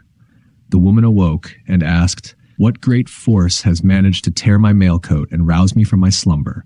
As the song goes, What pierced my mail, why breaks my sleep away, who has turned from me my pale torment? She continued, Is it Sigurd, son of Sigmund, who comes here with Fafnir's helm on his head and Fafnir's bane in his hand? Sigurd replied, Sigmund's son, with Sigurd's sword, just now rent down the raven's wall. Indeed, it is of the Volsungkin who have done this deed. I have heard you are the daughter of a mighty king, renowned for your beauty and wisdom. Now I will test the truth of these tales. Then Brynhild sang, Long have I slept and slumbered long, the woes of mankind are many and long. By Odin's might I lay helpless, bound in the spells of slumber. Hail to the day returned, hail sons of daylight, hail to you dark night and your daughter. Look down kindly upon us, sitting here in solitude, and grant us the gain we seek. Hail to the Aesir and the gentle Asinir, hail to the earth full of plenty. We seek fair words, wise hearts, and healing hands while life endures. Brynhild continued, 2 kings fought. One was Helm Gunnar, an old warrior favored by Odin for victory, and the other was Agnar, brother of Odi. I struck down Helm Gunnar in battle. In vengeance, Odin pricked me with a sleep thorn and decreed that I would never win another victory and be given away in marriage. But I swore that I would never wed anyone who knew the name of fear. Sigurd then asked, "Teach me the knowledge of great matters." She replied, "You may already know more than I, but I will teach you, and gladly so, if my skills can bring you any pleasure, whether in runes or other deep matters. But first, let us share a drink, and may the gods grant us a good day. May you gain wisdom and fame from our words, and may you remember what we discuss hereafter." Brynhild then filled a cup and gave it to Sigurd, offering him a drink of love. She spoke, "Beer I bring to you, fair fruit of the battle clash, strongly mixed, mingled with fame, overflowing with bright songs and profound runes, wise words, sweet words, speech of great deeds. Learn the runes of war if you wish to be mighty. Carve them on the hilt of a hardened sword, some on the blade's back, some on its shining side, twice inscribed Tyr's name within. Sea runes are good in need, to save the ship for the safety of the sea steed. Carve them on the stern and on the rudder blade and light a fire on the shaved oar. No matter how high the waves or how blue beneath, safely you will come home from the sea. Word runes you should know, if you wish that no man should repay grief for the grief you gave. Win them, weave them, cast them all around you at the assembly where people gather when you seek full justice. Know the wisdom of ale runes, if you wish that another's wife should not betray your trusting heart. Carve them on the mead horn on the back of each hand, and mark an N upon your nail. Be careful with ale, guard it from all harm, lay leek in the liquor, then I know for sure you will never drink mead with malicious ingredients. Gather help runes. If you want the skill to deliver a child from a struggling mother, carve them in your palms, wrap them around the joints, call on the good folk for aid. Learn the wisdom of bow runes. If you love leechcraft and wish to understand the lore of wounds, carve them on the bark, on the buds of trees whose branches face eastward. Use thought runes. If you want to be the fairest souled and wisest among men, these were interpreted, first cut, first taken to heart by Ropt. They were carved on the shield that stands before the shining god, on the ear of early waking, on the hoof of all-knowing, on the wheel that turns under Rognir's chariot, on Sleipnir's jaw, on the traces of the sled, on the bear's rough paws, and on Bragi's tongue, on the wolf's claws, and on the eagle's beak, on bloody wings and the bridge's end, on open hands and paths of compassion, on glass and on gold and on fair silver, in wine and in wort and the seat of the witch, on Gungnir's point and Grani's chest, on the Norn's nail and the owl's beak. All these were carved, shaven and shaped, mixed with holy mead and sent upon wide ways. Some rest with the elves, some remain with the Aesir or with the wise Vanir, some still hold the sons of men. These are the book runes, and the runes of help, the ale runes and the runes of great power. Whosoever may use them well, unconfused, unharmed, they are wholesome to have, thrive with them, when you have learned their lore until the gods end your days. Now you must choose as the choice is given, the root and branch of sharp steel, choose song or silence, consider each in your heart, all harm has been guarded against. Sigurd then answered, I will never flee, even if you foresee my doom, I was not born to cower, I will hold your dear counsel, close to my heart, as long as I live. Sigurd spoke then, surely no wiser woman can be found in the entire world than you. Yes, yes, teach me even more of your wisdom. Brynhild responded, it is fitting that I follow your will and share more wise counsel with you for the sake of your request and your wisdom. Be kind to your friends and family, and do not hold grudges for their wrongdoings against you. Be patient and forgiving, and you will earn long-lasting praise from others. Be wary of dangerous things, a maiden's love and a married woman. Often, trouble comes from such entanglements. Do not let foolish people at crowded gatherings disturb your peace of mind. They often speak worse than they know. Do not let their insults trouble you or make you believe you are as bad as they say. Deal with them another day and give them their due for their ugly words. If you travel through dangerous places, be vigilant. Do not seek shelter too close to the road, even if you are caught in the dark, for there often lurk evil creatures that seek to mislead travelers. Do not be tempted by the charms of fair women you meet at feasts, so that thoughts of them keep you awake and restless. Do not draw them close with kisses or sweet words of love. If you hear foolish words from a drunken man, do not argue with him while he is drunk and senseless. Many sorrows and even death can come from such disputes. Fight your enemies in open battle, but do not let yourself be burned in your own house. Never swear false oaths. The penalty for breaking a solemn promise is severe and grim. Show respect to the dead, whether they died of sickness or at sea. Treat their bodies with care and consideration. Do not trust someone whose father, brother, or close kin you have killed, even if they are young, for often a wolf grows from a cub. Be cautious of the schemes of your friends. I have little skill to foresee the paths of your life, yet it would be wise to avoid enmity from the family of your wife. Sigurd replied, No one among mankind can be found wiser than you. Therefore I swear that I will have you as my own, for you are very dear to my heart. Brynhild answered, I would choose you above all others, even if I could choose from all the sons of men. With that, they both pledged their troth to each other. 22. Sigurd's splendor and arrival at Limdale.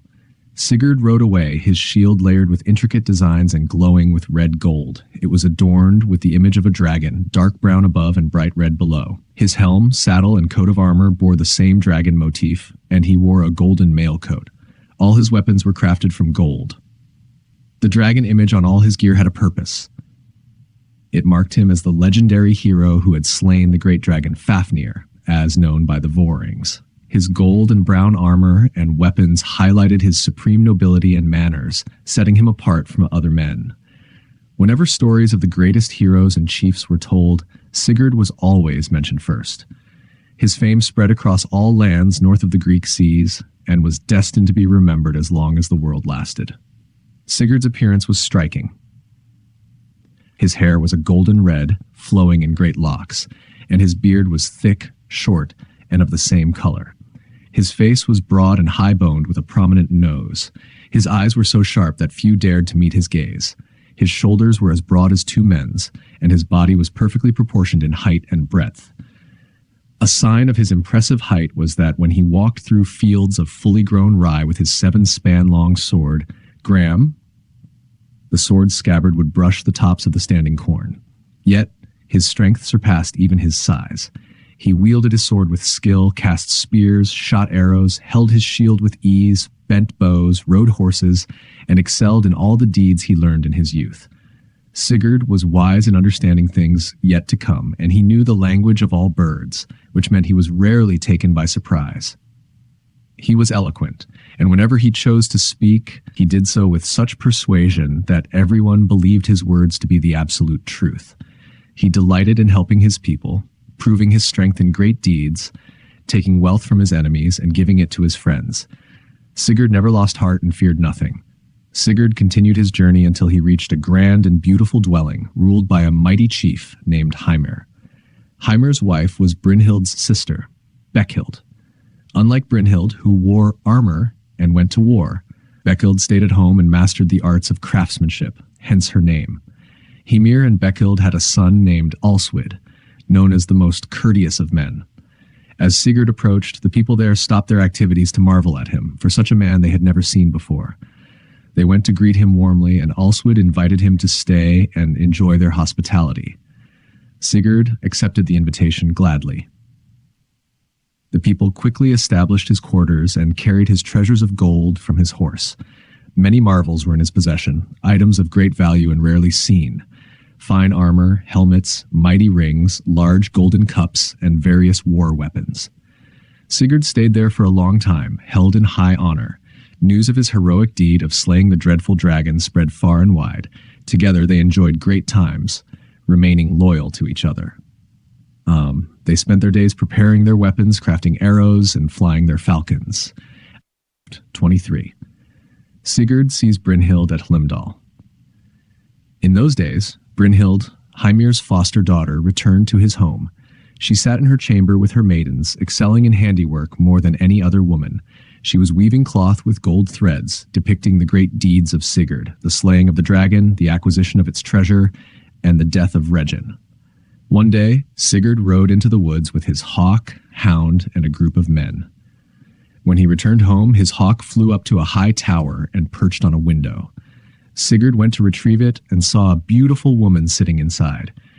He recognized her as Brynhild and was struck by both her beauty and the splendid embroidery she was working on. Though he went back into the hall, he found no joy in the games and activities of his companions. Alswyd, noticing Sigurd's discontent, asked, "Why are you so unhappy? It troubles us, your friends, to see you like this. Why do you not keep to your cheerful ways? Even your hawks and your horse, Grani, seem downcast. How long will it be before you regain your joy?" Sigurd replied, "Good friend, listen to what weighs on my mind. When my hawk flew up to a certain tower, I went after it and saw a beautiful woman. She was working on golden needlework, illustrating my past deeds and those yet to come." Alswyd said, "You have seen Brynhild, the daughter of Budli, the greatest of great women." "Indeed," said Sigurd. "But how did she come to be here?" Alswyd explained, "There was little time between the arrival of you both." Sigurd reflected, "Not many days ago, I knew her as the finest woman in the world." Alswyd cautioned, "Do not fixate on one woman, especially being such a remarkable man as you are. It is a hard life to pine for what we cannot have." Sigurd declared, "I will meet her and win her love to match mine. I will give her a golden ring as a token." Alswyd advised, "No one has ever been allowed to sit beside her, nor has she ever given a drink to anyone. She is devoted to the life of a warrior and seeks all kinds of glory." Sigurd responded, "We cannot know for sure if she will accept or reject us, or if she will allow me to sit with her." The next day, Sigurd went to Brynhild's chamber, while Alswyd stood outside, fitting arrows to his bow. Sigurd greeted her, "Hello, fair and noble lady, how are you?" Brynhild replied, "I am well. My family and friends are alive, but who can say what fortune will bring to the end of our days?" Sigurd sat beside her, and 4 maidens entered, carrying large golden goblets filled with the finest wine, standing before them. Brynhild remarked, "This seat is reserved for few, except perhaps for my father." Sigurd responded, "Yet it is granted to one who pleases me well." The chamber was adorned with the finest tapestries, and the floor was covered with rich cloth. Sigurd spoke, "It has come to pass just as you promised." "Welcome here," Brynhild said, rising with her maidens. They brought the golden goblet to Sigurd, offering him a drink. He reached out, taking the goblet in her hand, drawing her down beside him. He put his arms around her neck, kissed her, and said, "You are the fairest ever born."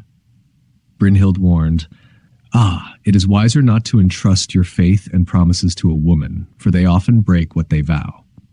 Sigurd replied, "The best day of our lives would be the one where we make each other happy." Brynhild answered, "It is not destined for us to stay together. I am a shield maiden, wearing a helm like the war kings. I often help them, and I do not despise the battle." Sigurd protested, "What joy can life bring if we do not live together? This inner pain is harder to bear than the blow of a sharp sword." Brynhild responded, "I shall gaze upon the war king's armies, but you will marry Gudrun, the daughter of Juki." Sigurd declared, "What princess could deceive me? I am not of 2 minds about this. I swear by the gods that I will have you for my own or no woman at all." Brynhild spoke similarly.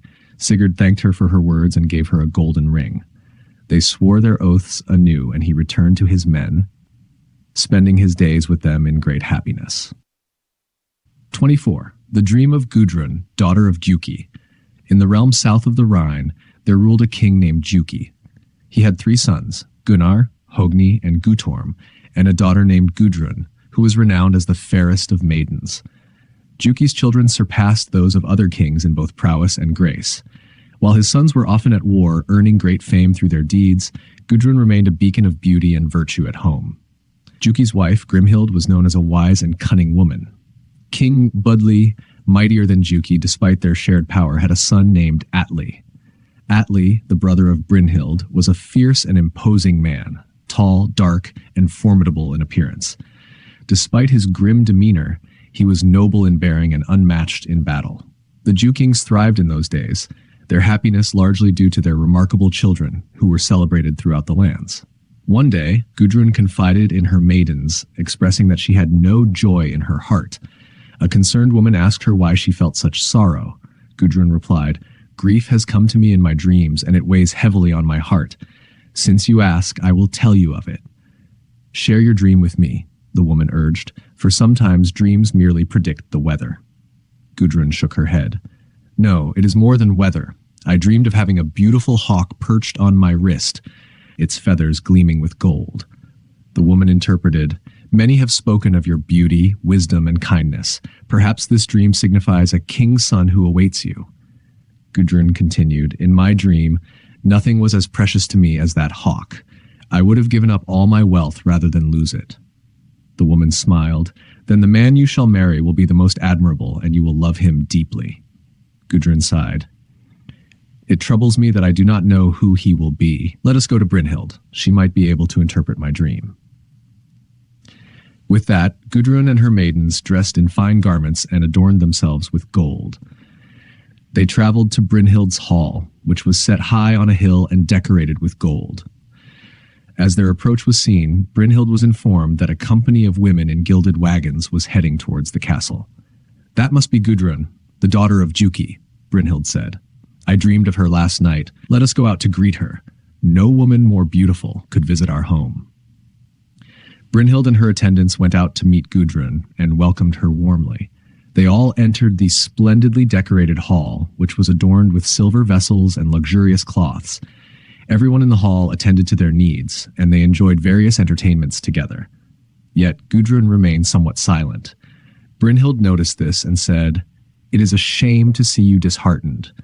Please do not let your sadness dampen our spirits. Let us talk and find joy in discussing the mighty deeds of great kings. Gudrun agreed. A good idea. Let us do so. Which kings do you consider the greatest of all? Brynhild replied, The sons of Haki, and also Hagbard. They achieved many renowned feats in battle. Gudrun responded, Indeed, they were great men of noble fame. But Sigar took one of their sisters and burned the other along with her home. They were slow to avenge that deed. Why do you not mention my brothers, who are considered among the greatest men today? Brynhild acknowledged. They are certainly men of good promise, though they have yet to fully prove themselves. However, there is one I know who surpasses them all, Sigurd, the son of King Sigmund. Even as a youth, he slew the sons of Hunding and avenged his father and his grandfather, Ailimi. Gudrun inquired, What proof do you have of his greatness? Brynhild recounted, His mother, Hjordis, found King Sigmund among the dead, grievously wounded. She tried to tend to his wounds, but he told her he was too old for war and comforted her with the prophecy that she would bear the most famous of sons. Sigmund's words were wise, for after his death, Hjordis went to King Alf, where Sigurd was raised with great honor. Every day he accomplished some new feat, and he has become the most renowned man in the world. Gudrun noted, You must have learned this from love for him, but I came here to tell you of my dreams, which have caused me great sorrow. Brynhild consoled her. Do not let such dreams distress you. Stay with your friends who wish you happiness. Gudrun shared her dream. I dreamed that we were many, walking together from the bower, and we saw a magnificent stag with golden hair that outshone all other deer. We all desired to catch this stag, but I alone managed to do so. It seemed more valuable to me than anything else. Yet, you, Brynhild, shot and killed my stag right before my eyes, causing me immense grief. Afterward, you gave me a wolf cub, which smeared me with the blood of my brothers. Brynhild interpreted the dream. I will tell you what it means, as it foreshadows future events. Sigurd, the one I love, will come to you. Grimhild will give him a potion that will lead us all into a great conflict. You will marry him, but soon lose him. Then you will wed King Atli and lose your brothers. In the end, you will kill Atli. Gudrun despaired. It is heartbreaking to know that such things will come to pass. With heavy hearts, Gudrun and her companions returned home to King Juki. 25. Sigurd joins the Jukings and marries Gudrun Sigurd, with his vast treasure and mighty steed Grani, set out from his recent adventures and journeyed towards the hall of King Juki. Upon his arrival at the castle, his impressive appearance, his gold-adorned attire, and powerful horse caught the attention of one of the king's men. The man exclaimed, Surely, this must be one of the gods, for his armor shines with gold, his horse is mightier than any other, and his weapons are exquisite.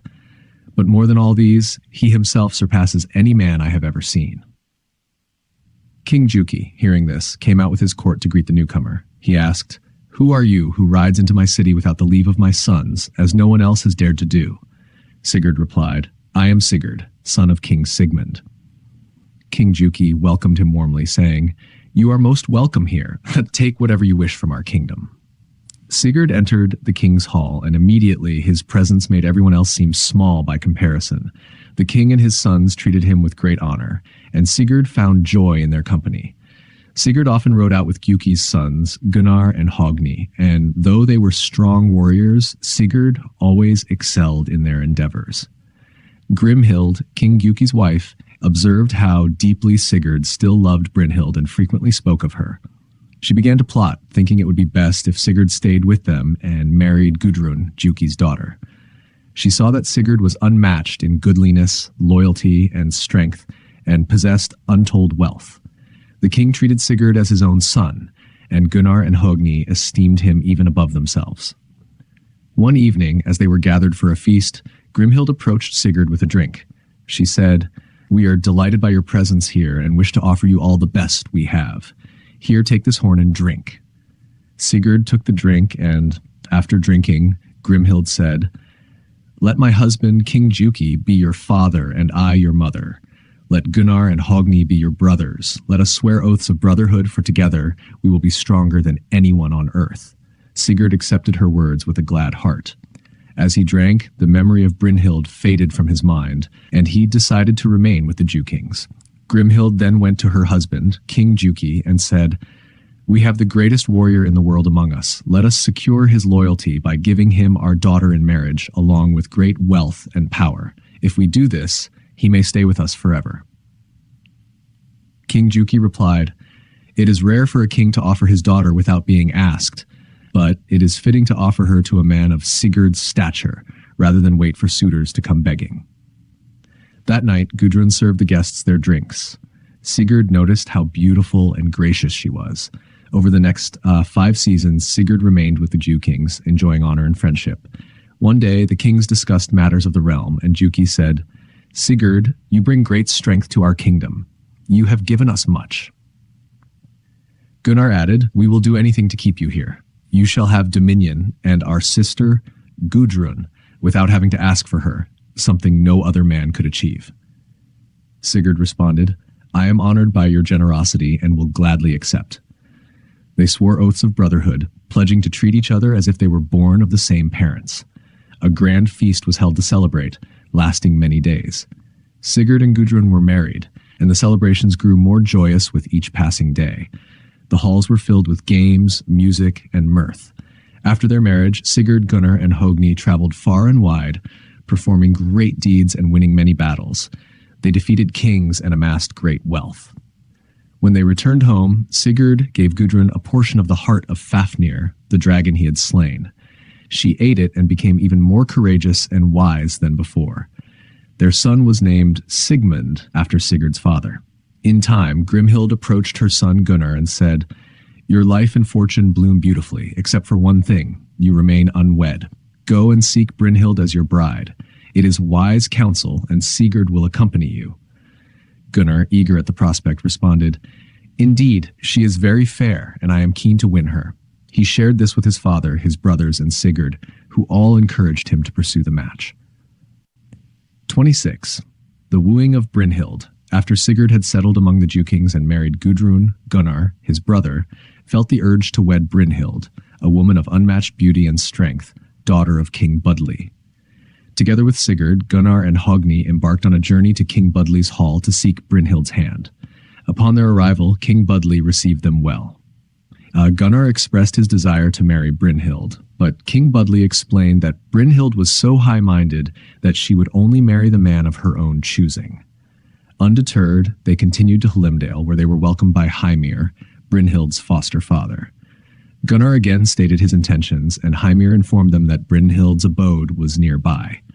However, to win her hand, a suitor must ride through the flaming fire that encircled her hall. They approached Brynhild's hall and saw the roaring fire around it, with a castle topped by a golden roof ridge shining within. Gunnar, mounted on his horse Godi, attempted to ride through the flames, but his horse shied away. Seeing this, Sigurd asked, "Why do you pull back, Gunnar?" Gunnar replied, "My horse won't tread through this fire. Let me ride your horse, Grani."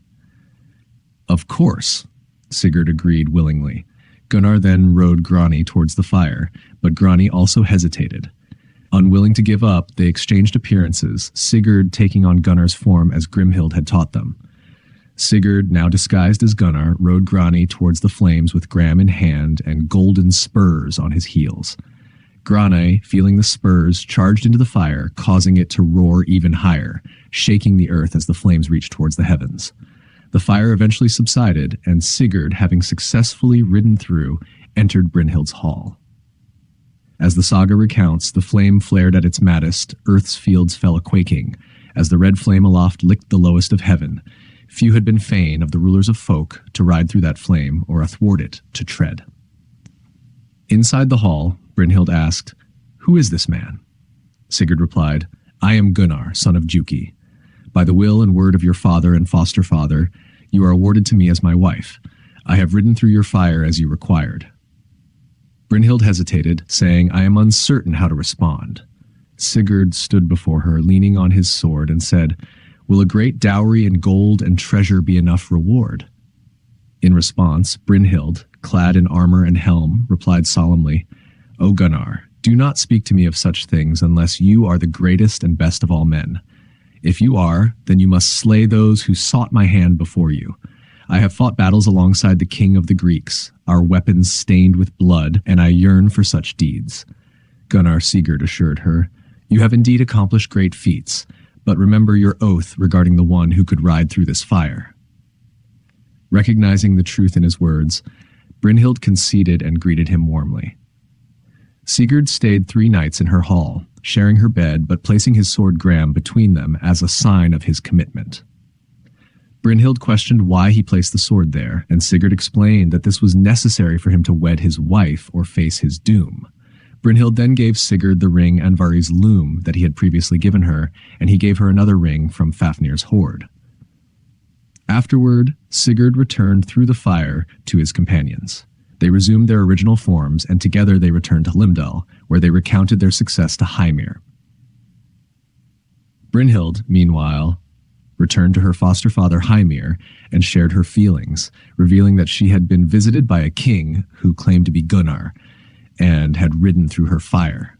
She affirmed her oath to Sigurd, whom she considered her true love and first betrothed. Returning home, the kings were welcomed by Grimhild, who thanked Sigurd for his companionship. A grand feast followed, attended by King Budli, Brynhild, and her brother Atli. The celebrations lasted for many days, culminating in Gunnar's marriage to Brynhild. As the feast concluded, Sigurd remembered the oaths he had sworn to Brynhild. Despite this, he chose to maintain peace and harmony. Brynhild and Gunnar sat together in joy and revelry, enjoying the fine wine and each other's company. 27. How the queens held angry converse together at the bathing. One day, the queens ventured to bathe in the river. Brynhild waded farther out into the water than the others, prompting Gudrun to question her actions. Brynhild responded sharply, "Why should I be lesser than you in any regard? My father is mightier, and my true love has accomplished wondrous feats, such as riding through blazing fires, while your husband was merely a vassal to King Yelprek." Infuriated, Gudrun shot back, "You should hold your tongue rather than belittle my husband. It's known far and wide that no one can match him. How dare you mock him, who was once your beloved? He slew Fafnir and rode through your fire, thinking he was Gunnar the king. He lay by your side and accepted the ring and Vari's loom from your hand. Look here, this very ring." Seeing the ring, Brynhild turned as pale as death and retreated home, saying nothing for the rest of the evening. That night, Gudrun asked Sigurd why Brynhild seemed so despondent. "I do not know," Sigurd replied with concern, "but I fear we will soon find out." "Why can't she find joy in her life?" Gudrun pondered. "She has wealth, happiness, and the admiration of all men, along with the man she desired." "Indeed," Sigurd agreed bitterly. "Where was she when she claimed she had the noblest and most beloved man? Why is she not content?" Gudrun wondered aloud. "Why does she resent Sigurd, who is so wealthy and mighty?" Brynhild's anger simmered, and she said spitefully, "You are luckier than you deserve. Your pride and rage will cause much suffering, and many men will pay for it." "I would be content," Brynhild admitted bitterly, "if you did not have the better man." "You have a husband of such nobility," Gudrun replied sharply, "that no one knows of a greater king or lord with more wealth and might." Brynhild countered, Sigurd slew Fafnir, a deed of greater worth than all of King Gunnar's might, as the saga tells it. The worm Sigurd slew, nor e'er shall that deed be worsened by age, while the world is alive. But thy brother the king never dared, never bore the flame to ride down through the fire to fare. Gudrun defended Sigurd.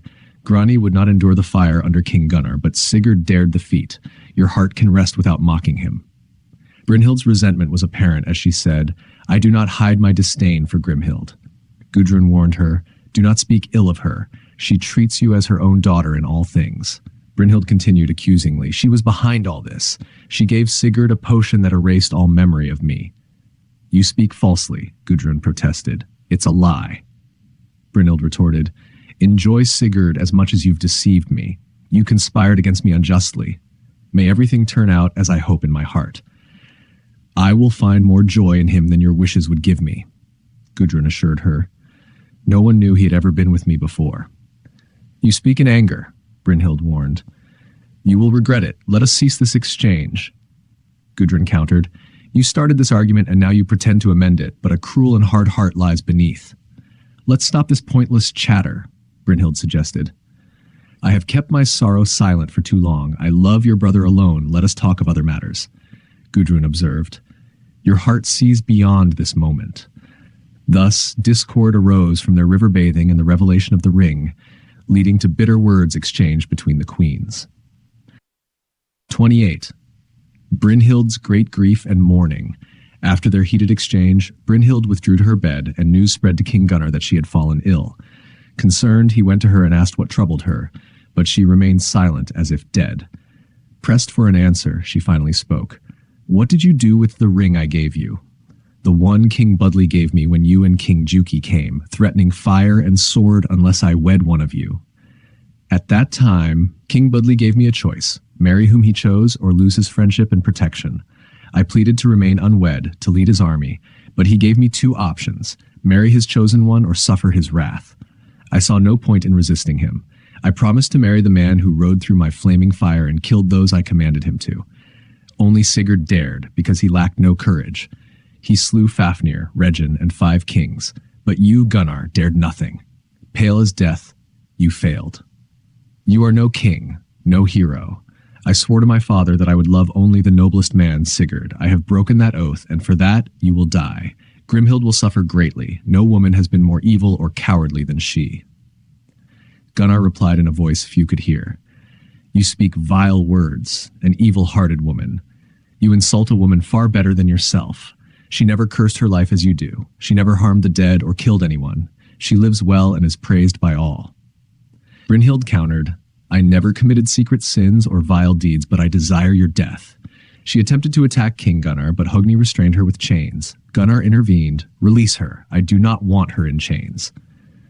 Ignoring him, she said, You will never see me happy in your hall again. I will not drink, play chess, speak kindly, or decorate the halls with gold. I will not offer you counsel. Oh, my sorrow! I could not have Sigurd. She sat up, tore her needlework, and ordered her chamber doors open so her sorrowful cries could echo far and wide. Her mourning filled the halls. Meanwhile, Gudrun noticed her handmaiden's distress. Why are you so sad? What has happened? One of them, Swaflod, replied, It's a dreadful day. Our hall is filled with lamentations. Concerned, Gudrun instructed, Wake Brynhild, let's sew and be merry. No, the maid replied, I cannot wake her. She has not drunk wine or mead for many days. It seems the gods have cursed her. Gudrun asked Gunnar to visit Brynhild and convey her sympathy, but he refused. Despite this, he went to her, seeking to speak with her, but she remained silent. Frustrated, he turned to Hogni, who also failed to elicit a response. They then sought Sigurd's help. When approached, Sigurd said nothing, and the situation remained unchanged that night. The next day, after returning from hunting, Sigurd spoke to Gudrun, I sense great trouble and upheaval. Brynhild may die. Gudrun tearfully replied, She has been surrounded by strange happenings. She has slept for 7 days and nights, and no one dares wake her. She is not asleep, Sigurd countered. Her heart is set on a dreadful purpose against me. Weeping, Gudrun said, Oh, my lord, may your death not come to pass. Go and see her. Perhaps her fury can be appeased. Offer her gold to calm her grief and anger. Sigurd found Brynhild's chamber door open and assumed she slept. He uncovered her and said, "Awake, Brynhild, the sun shines. Cast off grief and find joy." "Why did you dare come here?" Brynhild accused. "You are the worst traitor to me." "I bear no ill will," Sigurd protested. "Why won't you speak? What burdens your heart?" "I will tell you of my wrath," Brynhild replied bitterly. Sigurd assured her, "You are mistaken if you think I am cruel. You married the man you chose." "No," she insisted. "Gunnar never rode through the fire for me or gave me the wealth of the slain. When he entered my hall, I thought I recognized your eyes, but I could not see clearly. The veil of fate obscured my vision." Sigurd defended Gunnar. "The sons of Juki are noble. They killed the king of the Danes and his mighty brother." Brynhild admitted, "I must repay them for many wrongs. Do not remind me of my grievances against them. But you, Sigurd, slew Fafnir and rode through the fire for my sake, not for the sons of King Juki." "I am not your husband," Sigurd reminded her gently. "You are not my wife, but a great king gave you a dowry. I never looked at Gunnar as I look at you," Brynhild confessed. "I am cold to him, though I hide it." "That is strange," Sigurd mused, "not to love such a king. What angers you most, his love should comfort you." "My greatest sorrow," she said fiercely, "is that your blood has not been spilled." "Do not fear," Sigurd assured her. "The sword will not be long in my heart. You will not live when I am dead. Our lives will soon end." Brynhild responded, "Your words bring great sorrow. You betrayed me and ruined my happiness. I care not for life or death." "Live," Sigurd pleaded. "Love Gunnar and me. I will give you all my wealth if you do not die." "You do not understand," Brynhild said sadly. "You were the first and best. I have become the most despised of women to you." "It is true," Sigurd admitted, "that I loved you more than myself. Though our lives fell into schemes from which there is no escape, I grieved that you were not my wife. Yet I accepted my fate. I was content in the king's hall. It may be that what is foretold will come to pass. I do not fear it." Brynhild replied bitterly, "You tell me too late that my sorrow affected you. I will find little pity now." "I wished," Sigurd confessed, "that we could lie together. You would have been my wife." "Such words cannot be spoken," Brynhild refused. "I will not deceive King Gunnar. I would rather die."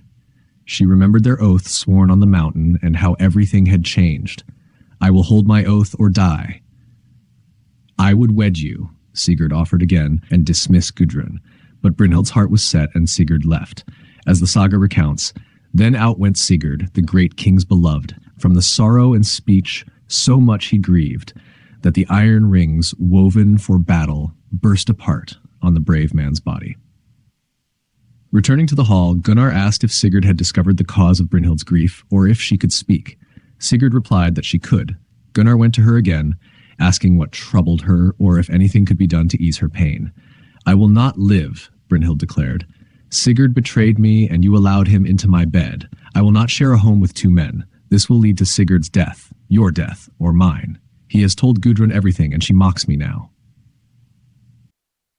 29. The slaying of Sigurd Fafnir's bane. Afterwards, Brynhild sat by the wall of her bower, lamenting bitterly.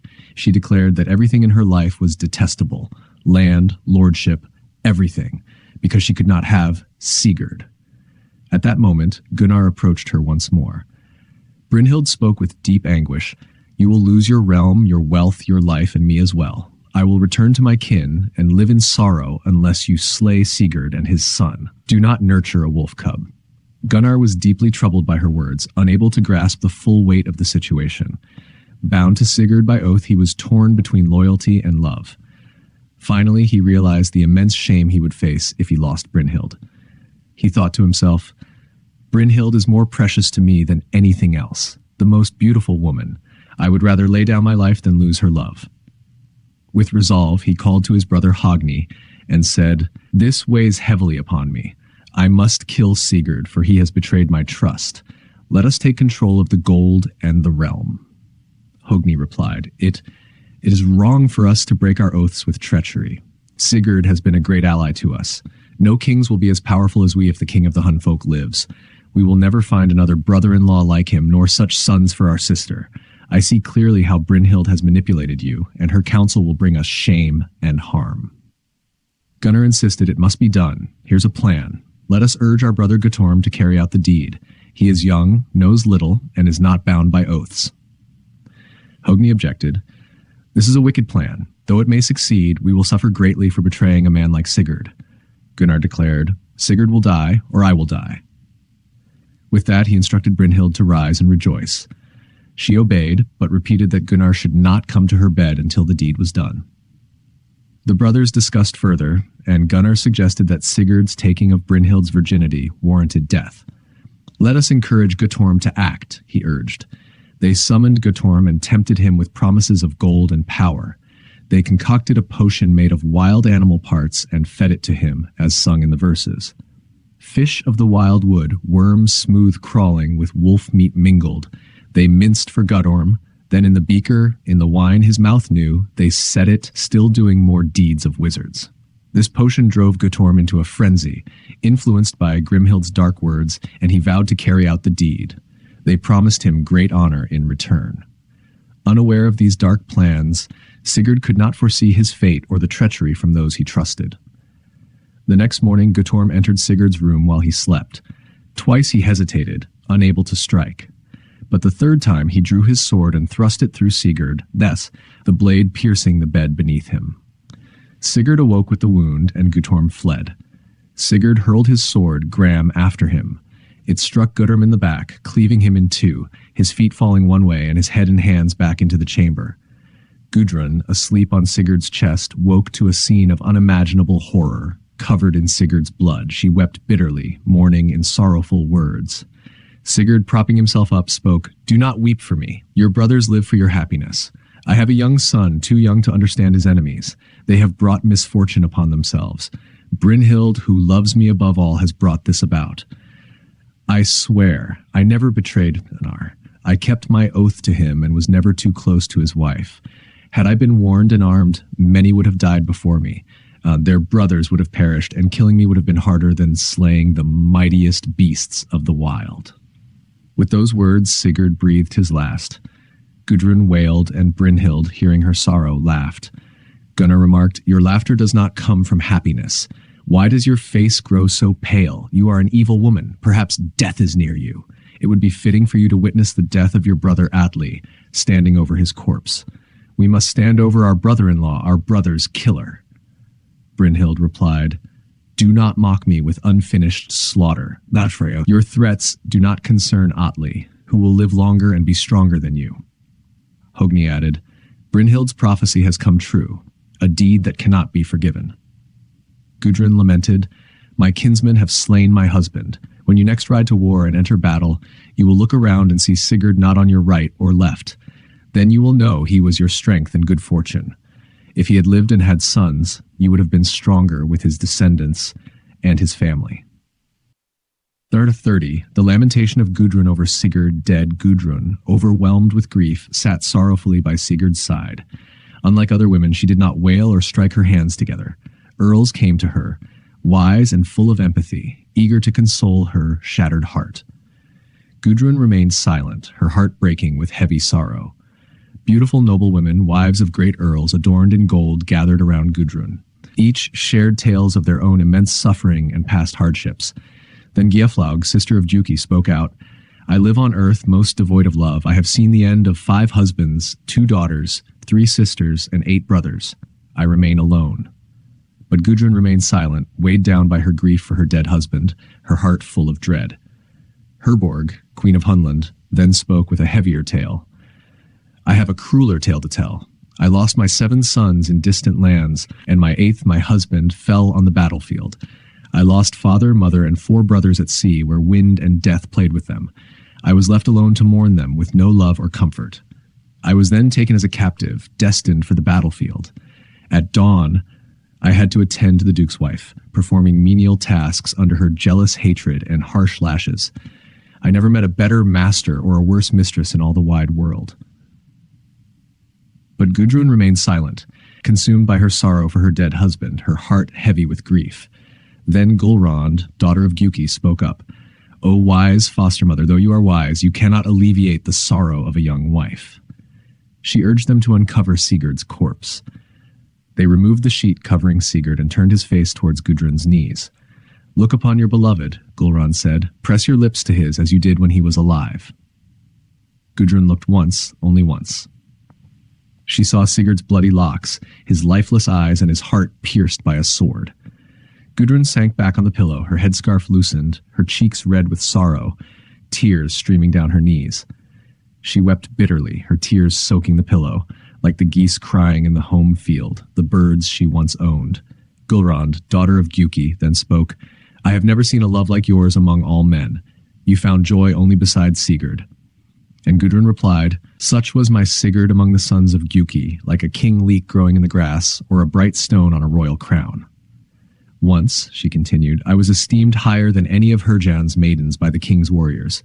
Now I am as small as a leaf in the wind-swept woods, now that he lies dead. I miss him in my seat. I miss him in my bed, my darling with sweet words. The sons of Gjuki brought this sorrow upon their sister. May your lands lie desolate for breaking your sworn oaths. Gunnar, you will never enjoy the gold, and the rings bought at great cost will lead you to death. You swore an oath to Sigurd. In the days of old, Gudrun recalled sadly, there was great joy in the home field when Sigurd saddled Grani and rode out to woo Brynhild, an ill day, an ill woman, and most ill fortune. Brynhild then spoke, daughter of Budli, May the woman who gained praise for you, Gudrun, lack both love and children. Many words have been exchanged this morning. But Gulrun, daughter of Gjuki, interjected, Hold your tongue and cease these words, despised by all. You have been the bane of brave men, bringing waves of ill upon your mind. You have been a sorrow to 7 great kings and the death of goodwill between wives and women. Brynhild retorted, It was Atli alone who brought suffering upon us, my own brother, born of Budli. I saw the gold gleaming in the hall of the Hunnish people, the gold taken from the kings of Gjuki. I have paid dearly for what I saw that day.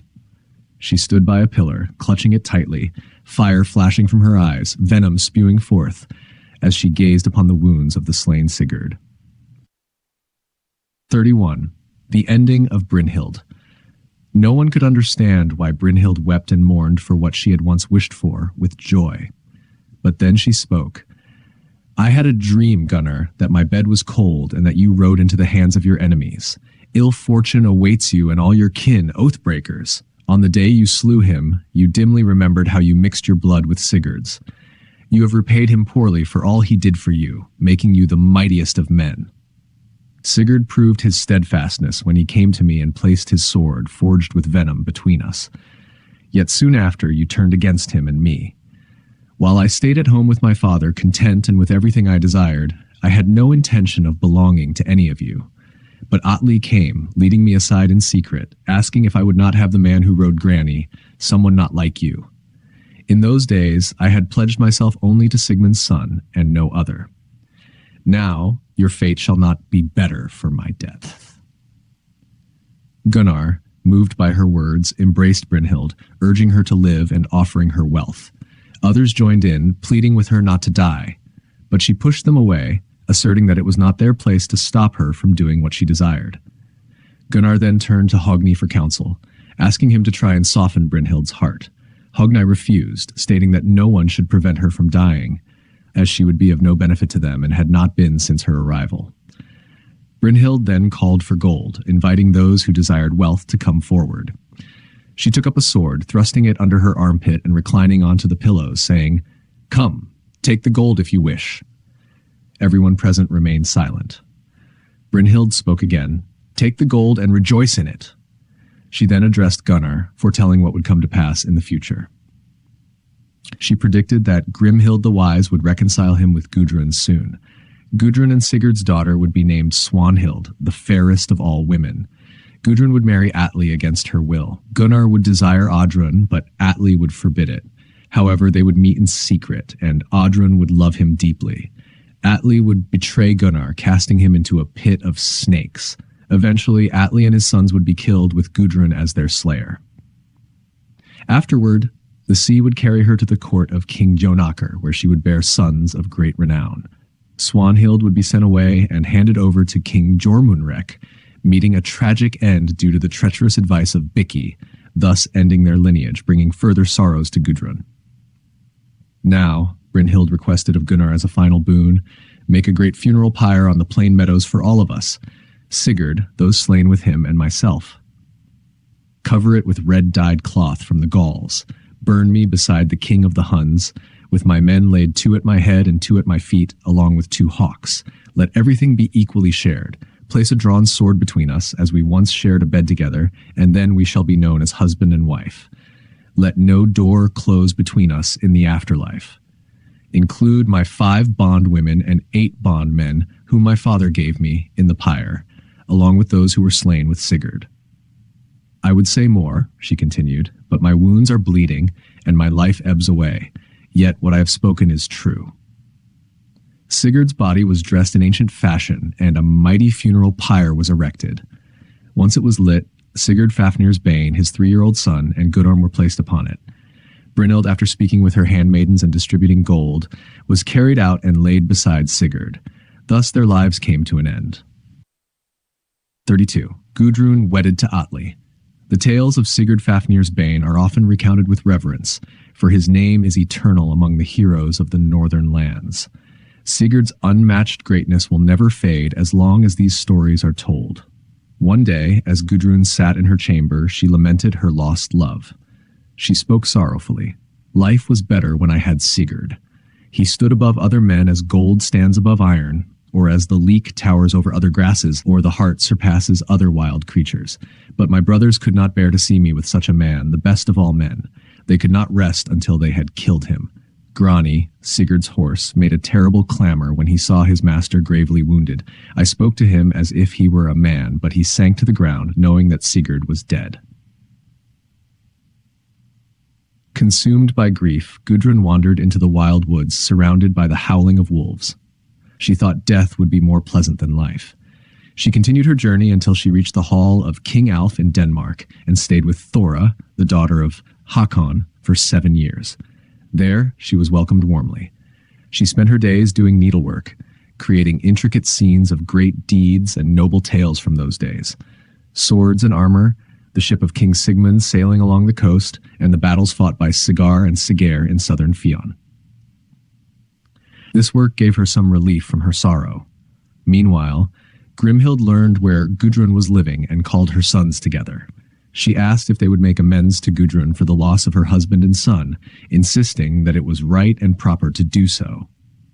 Gunnar agreed, speaking up to suggest compensating her with gold for her sorrows. The brothers gathered their friends and prepared for their journey. They readied their horses, helmets, shields, and armor, setting out in the most splendid fashion. Not a great warrior stayed behind. Their horses were adorned in mail coats, and each knight wore a helmet adorned with gold or silver. Grimhild joined them, believing their mission would not succeed if she stayed at home. Their company numbered about 500 men, all noble. Among them were Waldemar of Denmark, Eimod, and Jaroslav. They arrived at King Alf's hall, where they were met by the Longbeards, Franks, and Saxons. They came in full battle gear, wearing red fur coats, as the song goes, short-cut armor, strongly hammered helmets, girded with good swords, red hair gleaming. The brothers approached Gudrun with fine gifts and spoke kindly to her, but she trusted none of them. Gunnar then brought her a drink mixed with harmful substances. After drinking it, she no longer remembered their wrongs against her. The drink contained a blend of the strength of the earth and sea with the blood of her son. The horn bore all the runes, carved and stained with blood, as described below. On the horn's surface were there all the characters of the alphabet, carved correctly and stained red. How should I interpret them correctly? The long lingfish. From the land of Hadding, unharvested wheat ears, and the entrails of wild creatures. In that beer were mixed many ills together. Blood from all the trees and charred acorns, the black dew from the hearth, the doomed beast's entrails, and the boiled swine's liver, for it dulls all wrongs. With their hearts reconciled, they celebrated. Grimhild came to Gudrun and said, "Welcome, daughter. I offer you gold and all manner of good things to take with you to your father. Precious rings and fine bed linens from the Hun women, the most courteous and well-dressed of all. This is how we atone for your husband's death. After this, you shall be given to Atli, the mighty king, and be mistress of all his power. Do not cast aside all your friends for the sake of one man, but do as we command." Gudrun replied, I will never marry King Atli. It is inappropriate for us to have children together. Grimhild responded, Do not hold on to your anger. It will be as if Sigurd and Sigmund were alive when you bear sons. Gudrun answered, I cannot remove my thoughts from him, for he was the greatest of all men. Grimhild insisted, It is destined that you must marry this king and no other. Gudrun warned, Do not give this man to me, for evil will come upon your family from him. He will also treat his own sons badly and will suffer a grim revenge in return. Grimhild grew furious and said, Do as we command you and receive great honor, our friendship, and the estates called Vinbjorg and Valbjorg. Just the power of Grimhild's words made it inevitable for Gudrun to agree. Gudrun said, Thus it must inevitably happen against my will, and there will be little joy and much sorrow. The men mounted their horses, and the women were placed in wagons. They traveled for 4 days on horseback, then another 4 by ship, and finally 4 more days by land, until they arrived at a grand hall. Many people came to greet Gudrun, and an exceptionally splendid feast was held there, as had been agreed between the families. It was conducted in a proud and stately manner. At this feast, Atli celebrated his marriage with Gudrun. However, Gudrun's heart never warmed to him, and their life together was far from sweet and kind. Chapter 33. Atli invites the Jukings to his kingdom. Now the tale tells that one night, King Atli woke from a troubled sleep and spoke to Gudrun. I dreamed, he said, that you thrust me through with a sword.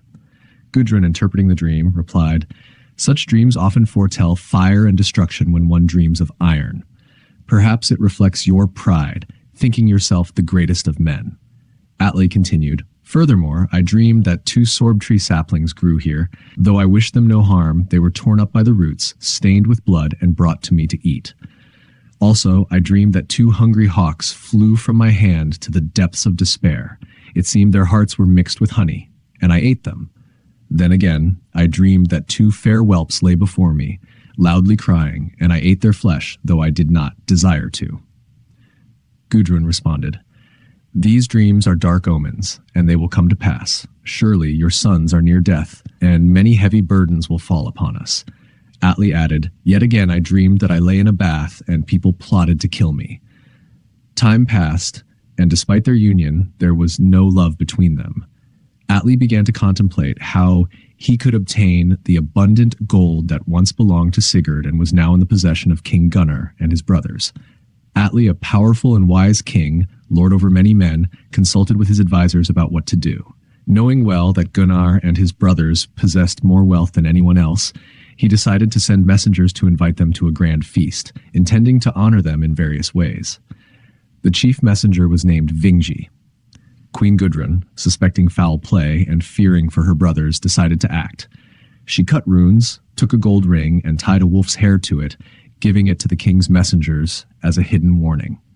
The messengers set off according to the king's orders. Before arriving, Vinji saw the runes and twisted their meaning, presenting them as if Gudrun was urging her brothers to come to King Atli. They arrived at King Gunnar's hall and were warmly welcomed. Great fires were lit, and they drank the finest of drinks in celebration. Vinji then spoke, King Atli sends me here, eager for you to come to his home in all glory. He offers you honors, helmets, shields, swords, armor, gold, splendid garments, horses, armies, and vast lands. Above all, he desires to grant you his kingdom and lordship. Gunnar turned to Hogni and said quietly, How should we respond to this invitation? He offers us wealth and power, yet no kings possess as much gold as we do, from the hoard once on Nidaheath. Our chambers are filled with gold, weapons, and all manner of war gear. I also know my horse is the best, my sword the sharpest, and my gold the most glorious. Hogni replied, I find his invitation strange. He rarely acts in this manner, and it would be unwise to trust him. When I saw those valuable gifts he sent, I was surprised to see a wolf's hair tied to a gold ring. Perhaps Gudrun sees him as a wolf, meaning us harm. Vinji then showed them the runes he claimed Gudrun had sent, altering their message to seem favorable. Most of the people went to bed, but these men continued drinking with a few others. Kostbera, Hogni's wife and the fairest of women, came to them and examined the runes carefully. Gunnar's wife, Glomvor, a strong-hearted woman, also looked at them. As the night wore on, more drinks were poured, and the kings became exceedingly drunk. Vingi, noticing their state, said, "I cannot hide that King Atli is slow and old to defend his realm, but his sons are young and insignificant. He will give you rule over his lands while they are still young, and he greatly desires that you enjoy this before anyone else." Thus, under the influence of drink and swayed by promises, Gunnar gave his word to go and informed his brother Hogni of his decision. Hogni replied, "Since you have given your word, we must go. I will not fail to follow you, though I am reluctant to make this journey." 34. The Dreams of the Wives of the Jukings. After the men had drunk their fill, they went to sleep. Kosbera, however, carefully examined the runes, deciphering the hidden meanings beneath their surface. Her wisdom enabled her to interpret them correctly despite their deceptive appearance. She then went to bed beside her husband, Hogni. When they woke up, she spoke to him, "You are planning to leave home. That is ill-advised. Wait for another time. You are hardly a skilled rune reader if you believe these runes are your sister's invitation for this journey." I read the runes and marveled at Gudrun's wisdom, yet beneath their surface lies your downfall. She either omitted a letter, or someone has tampered with them. Now listen to my dream. I dreamed a mighty river surged in upon us here, breaking apart the hall's timbers. Hogni replied, "Women often have dark thoughts, but I am not inclined to assume evil intentions without cause. Perhaps he will welcome us warmly." She retorted, "You must find out for yourselves, but this invitation does not promise friendship. I also dreamed another river burst in with a great and ominous rush, tearing up the hall's days and breaking both your legs. Surely that signifies something." Hogni answered, "Those are likely meadows along our path, where hay seeds cling to our legs as we walk through." "Again," she continued, "I dreamed your cloak was on fire, flames leaping above the hall." Hogni nodded. "I understand that omen. Here is my brightly dyed cloak. It will burn and blaze, just as you dreamed." "I dreamed a bear entered," she added, "and demolished the king's high seat, its paws striking fear into us all, gathering us into its mouth, leaving us helpless. It filled us with great horror." Hogni reassured her, "It signifies a great storm, akin to the white bear in your mind." "An eagle came next," she recounted, "swooping through the hall, drenching me and everyone in blood. It does not bode well. I thought it was King Atli's double." Hogni replied, "We often slaughter animals and feast heartily. The eagle's dream likely concerns cattle. Atli holds no ill will toward us." With that, they ended their conversation. Meanwhile, Glomvor, Gunnar's wife, lay beside him. She too had dreams that troubled her sleep, and awoke her husband to share them. "I dreamed that I saw the door of our hall torn from its hinges and lying in the mud." Gunnar responded, "The door will hold firm. It has seen many storms. Do not worry about a mere dream." Glomvor continued, "I also dreamed that your fine stallion Godi fell dead before the gate." Gunnar reassured her, "Godi will gallop strong tomorrow. Dreams often distort our fears." "And yet another dream," Glomvor said. "I saw a river of blood flood through our hall, sweeping us all away." Gunnar tried to soothe her fears. "Dreams often reflect our deepest worries, nothing more. There is no need for concern." But Glomvor could not shake her unease.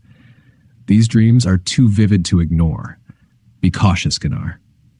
Despite the warnings from their wives' dreams, both Hogni and Gunnar were determined to proceed with their journey. The ominous dreams of the women hinted at the tragic events that were soon to unfold, yet the men dismissed them as mere figments of a restless mind. 35. The Journey of the Jukings to King Atli. The saga continues with Gunnar, who, like his brothers, faced ominous signs before embarking on their journey. Upon awakening, his wife Glomvor recounted troubling dreams that seemed to foretell deceit and danger ahead. In one dream, she began, "I saw a bloody sword brought into the hall, and you were stabbed by it. At each end of the sword, wolves howled." Gunnar interpreted, "Such visions often portend treacherous attacks. Blood-stained weapons speak of ambushes and violence." Glomvor persisted. "Another dream showed sorrowful women entering, grieving heavily, and choosing you as their companion. Perhaps these were destined for you." Gunnar reflected, "Such dreams are hard to decipher, but fate cannot be avoided. It may be that my days are numbered." They rose in the morning to prepare for their journey, but encountered obstacles along the way. Gunnar, sensing the gravity of their mission, called for wine from great casks, preparing for what might be their final feast. Addressing Fjornir, Gunnar said, "Pour us wine, for this may indeed be our last celebration. If death claims us, the old wolf will come for the gold, and the bear will spare no war tusks."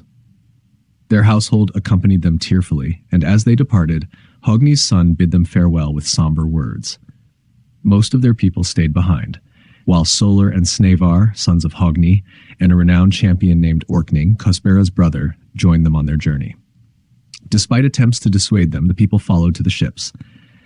Glomvor, sensing ill omens, warned Vingi of the potential for great misfortune during their travels. Vingi assured her, "I speak no falsehoods. May the gallows and misfortunes befall me if I deceive you."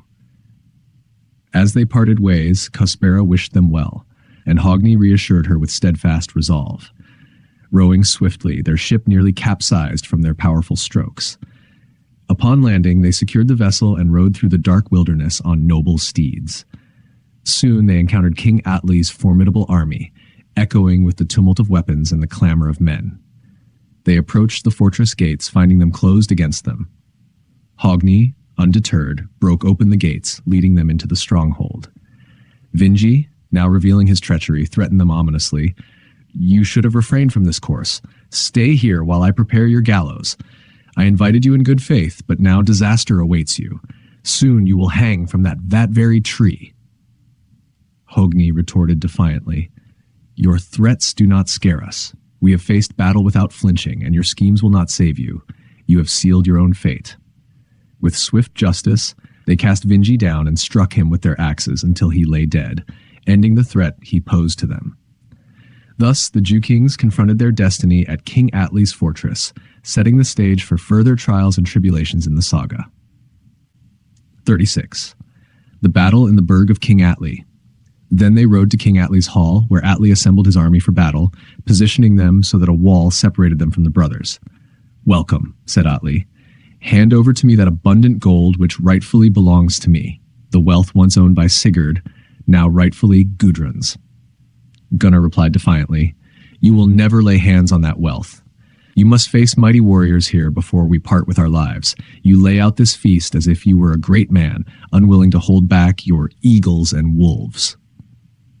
"It has long been my intention," said Atli, "to take your lives and possess the gold, avenging the act where you deceived your kin. Now I shall have my revenge," Hogni retorted.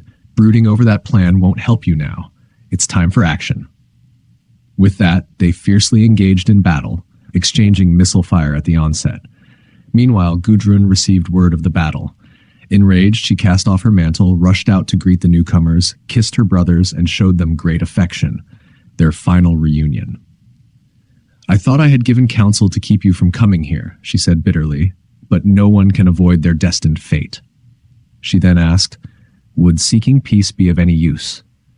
But Gunnar and Hogni grimly shook their heads, rejecting the idea. Seeing the battle turning against her brothers, Gudrun steeled herself, donned armor, grasped a sword, and fought alongside her brothers, displaying bravery equal to the bravest men. Many marveled at her defense. The battle raged on fiercely, with the brothers notably leading the charge. By midday, the mead ran red with blood. The sons of Hogni fought valiantly. King Atli remarked, "We have a great and formidable army, yet many of us have fallen. I am displeased that 19 of my champions are dead, leaving only 6 alive." A temporary halt fell over the battlefield. Atli continued, "We were 4 brothers, and now I am left alone. I had gained a great kinship and thought my fortune secure. I had a wife, fair and wise, noble in spirit and heart, yet we have little peace between us. But you have killed many of my kin, deceived me of realm and riches, and worst of all, you have killed my sister." Hogni retorted sharply, "Why do you babble like this? You were the first to break the peace. You took my kinswoman, starved her to death, murdered her, and seized her wealth, an act unbecoming of a king. I find it laughable that you complain of your woes. Instead, I thank the gods that misfortune has found you." 37. The slaying of the Jew kings. King Atli goaded his warriors fiercely, and they eagerly pressed forward into battle. However, the Jew kings fought back with equal ferocity, forcing King Atli himself to retreat into the hall, where the fighting continued unabated. The battle was brutal, claiming countless lives on both sides until only Gunnar and Hogni remained standing amid the carnage. Despite their valiant efforts, they knew more warriors would need to fall before they could be overcome. Finally, the tide turned against Gunnar. Surrounded by adversaries, he was overpowered, captured, and bound in chains. Meanwhile, Hogni displayed immense bravery and strength, single-handedly defeating 20 of King Atli's fiercest champions and sending many more into the flames of the hall. King Atli, marveling at Hogni's prowess, declared, "It is a marvel how many men have fallen before him. Cut out his heart and let that be his end." Facing his fate with unwavering resolve, Hogni replied, "Do as you will. I will meet my end bravely. You will see that I fear nothing, for I have faced many trials and hardships in my life, and now, though sorely wounded, I will face this challenge as well." A counselor of King Atli then suggested sparing Hogni temporarily and sacrificing the thrall Jali instead, arguing that Hogni's value would diminish over time. Jali, hearing this, cried out in despair and tried to escape, but he was caught and swiftly put to death. In an uncommon display of compassion from a man about to meet his death, Hogni pleaded for the thrall's life, unable to bear his cries. Moved by Hogni's plea, King Atli spared the thrall for the time being. Despite their valor, both Gunnar and Hogni were captured and chained. King Atli demanded Gunnar reveal the location of the hidden gold to save his own life. Gunnar defiantly responded, "First, let me see the heart of my brother Hogni." The men then cut out Jali's heart and brought it to Gunnar. He examined it and remarked, "This trembling heart of Jali is nothing like the proud heart of Hogni. It trembles now far more than it ever did in his chest." Then they turned to Hogni and fulfilled King Atli's command by cutting out his heart. Despite the agony, Hogni maintained his composure and even chuckled, astonishing all who witnessed his fortitude. His bravery left an indelible mark on those present, ensuring his legacy would endure. Turning back to Gunnar, they showed him Hogni's heart. Gunnar said, "This mighty heart of Hogni is nothing like the feeble heart of Jali. Even as it trembles now, it trembled far less when it was still within him. But now, O Atli, as we face death, so shall you. I alone know where the gold is hidden, and Hogni will not speak. I have long pondered this, and now I have decided. The Rhine River shall guard the gold, rather than let the Huns possess it." King Atli ordered, "Take away the bondsmen," and they obeyed. Witnessing all this, Gudrun approached King Atli and declared, "May ill fortune befall you now and forevermore, for you have dealt treacherously with me." Gunnar was then thrown into a pit filled with snakes and worms, his hands tightly bound. Yet Gudrun sent him a harp, and with remarkable skill he played it using his toes. His music was so captivating that even those who heard it could hardly believe it came from his feet. Gunnar's playing was so powerful that eventually all the worms fell asleep, except for one large, menacing adder. With a deadly strike, this serpent ended Gunnar's life with great courage and determination, marking the end of his days. In a tale filled with vengeance and tragedy, the conflict between Gudrun and King Atli reaches its grim conclusion. Atli boasts of his victory over Gudrun's family, prompting her vow of eternal sorrow and revenge. Despite a solemn funeral feast meant to reconcile their factions, Gudrun harbors secret plans for further retaliation. She commits a horrific act by killing Atli's sons and serving them to him, intensifying their feud. With assistance from Hogni's son, Gudrun then murders Atli in his sleep, justifying her actions amidst his accusations. After giving Atli a dignified burial as promised, Gudrun sets fire to the hall, ensuring the demise of Atli's people and sealing the tragic fate of both lineages. 39. How Gudrun cast herself into the sea but was brought ashore again. Gudrun, having borne a daughter named Swanhild by Sigurd, was renowned for her beauty and the sharpness of her eyes, reminiscent of her father. Swanhild's allure was so great that few dared to meet her gaze, and she shone among women like the sun outshines the stars. One day, consumed by grief and despair, Gudrun went to the sea. She gathered stones in her arms and waded into the water, intending to end her own life. However, the powerful currents and waves carried her along until she arrived at the stronghold of King Jonakr, a mighty ruler with a vast kingdom and numerous subjects. King Jonakr, moved by compassion upon seeing Gudrun, took her into his care. Eventually they were wed, and together they raised their children, Hamdir, Sorli, and Erp. Swanhild, Gudrun's beloved daughter by Sigurd, also grew up in King Jonakr's household. Thus, despite her attempt to escape her pain through the sea's embrace, Gudrun found herself washed ashore into a new life under the protection and shelter of King Jonakr. 40. The wedding and slaying of Swanhild. In those days, Jormunrek was a powerful king, and his son was named Randver. One day, the king called his son and said, "Randver, I have an errand for you to King Jonakr, accompanied by my advisor Bikki. Swanhild, the daughter of Sigurd Fafnir's Bane, is raised there, and I know she is the most beautiful maiden in all the land. I desire her to be my wife above all others, so you shall go and propose to her on my behalf." Randver replied, "It is fitting and honorable, my lord, that I carry out your request." Thus, the king arranged their journey, and they traveled until they reached King Jonakr's realm. There they saw Swanhild and were greatly taken by her exceptional beauty. Later, Randver spoke privately to the king and said, "King Jormunrek wishes to become your brother-in-law. He has heard of Swanhild and desires her as his wife, for there is no man greater than him." King Jonakr replied, "This is a prestigious match, for he is a renowned man." Gudrun remarked, "It is risky to trust in changing fortunes." Despite Gudrun's warning, the alliance proceeded due to the king's influence and other factors. Swanhild boarded a ship with a splendid retinue and sat beside the king's son at the stern. Then Bikki spoke to Randver, "It would be better if you had such a lovely woman as your wife instead of that old man there." Randver liked these words, and he sweetly spoke to Swanhild, who responded in kind. Upon their arrival, Bikki said to the king, "It is fitting that you know what has transpired, though it is difficult to say. Your son has won Swanhild's heart completely, and she is now his lover. This cannot go unpunished." Bikki had given the king many bad pieces of advice before, but this one struck the hardest. Unable to contain his anger, the king ordered Randver to be seized and hanged from a tree.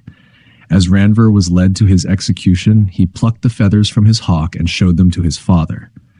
Seeing this, the king exclaimed, "Now everyone can see that he thinks my honor has flown away like the feathers of this hawk," and he ordered Randver to be released from the gallows. But Bikki had already ensured Randver's death by that time. Moreover, Bikki suggested, "You have more grievances to settle with Swanhild than anyone else. She deserves a shameful death."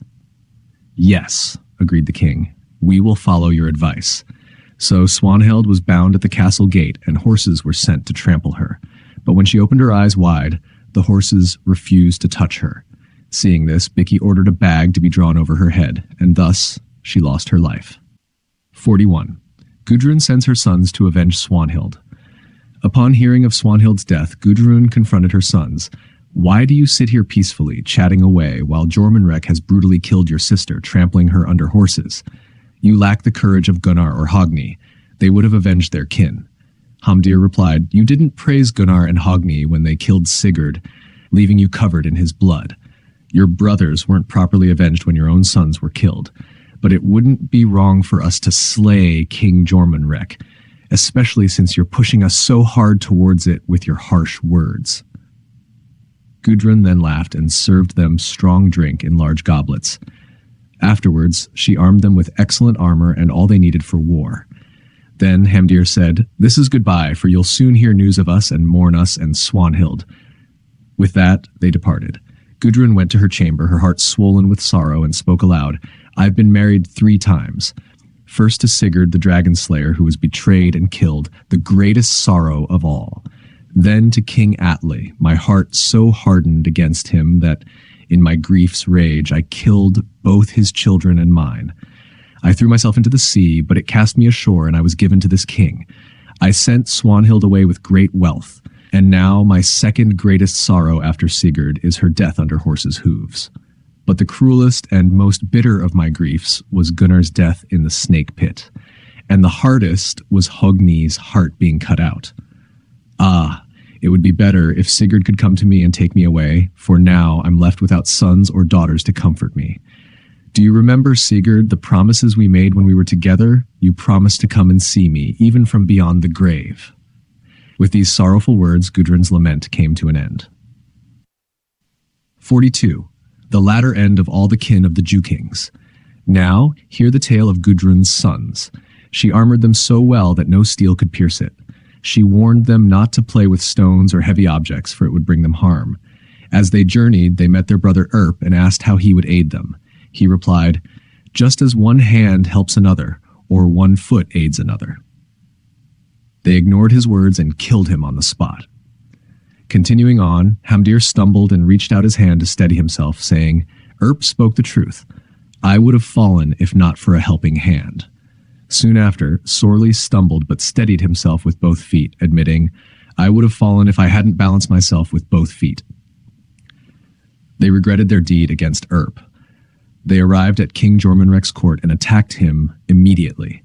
Hamdir cut off both of the king's hands, while Sorley severed both his feet. Hamdir lamented, "If only Erp were alive, we would have taken his head instead. Our brother whom we killed on the road, we realized our mistake too late." As the song goes, "We would have taken his head, if Erp were still alive, our bold brother whom we killed on the way, the renowned in battle." They ignored their mother's advice about avoiding stones, as they now faced enemies who could not be harmed by iron. They fought bravely and defended themselves, causing great losses to their foes. An old one-eyed man approached them and scoffed, "You're fools if you can't finish off these men." The king challenged, "Tell us how if you can."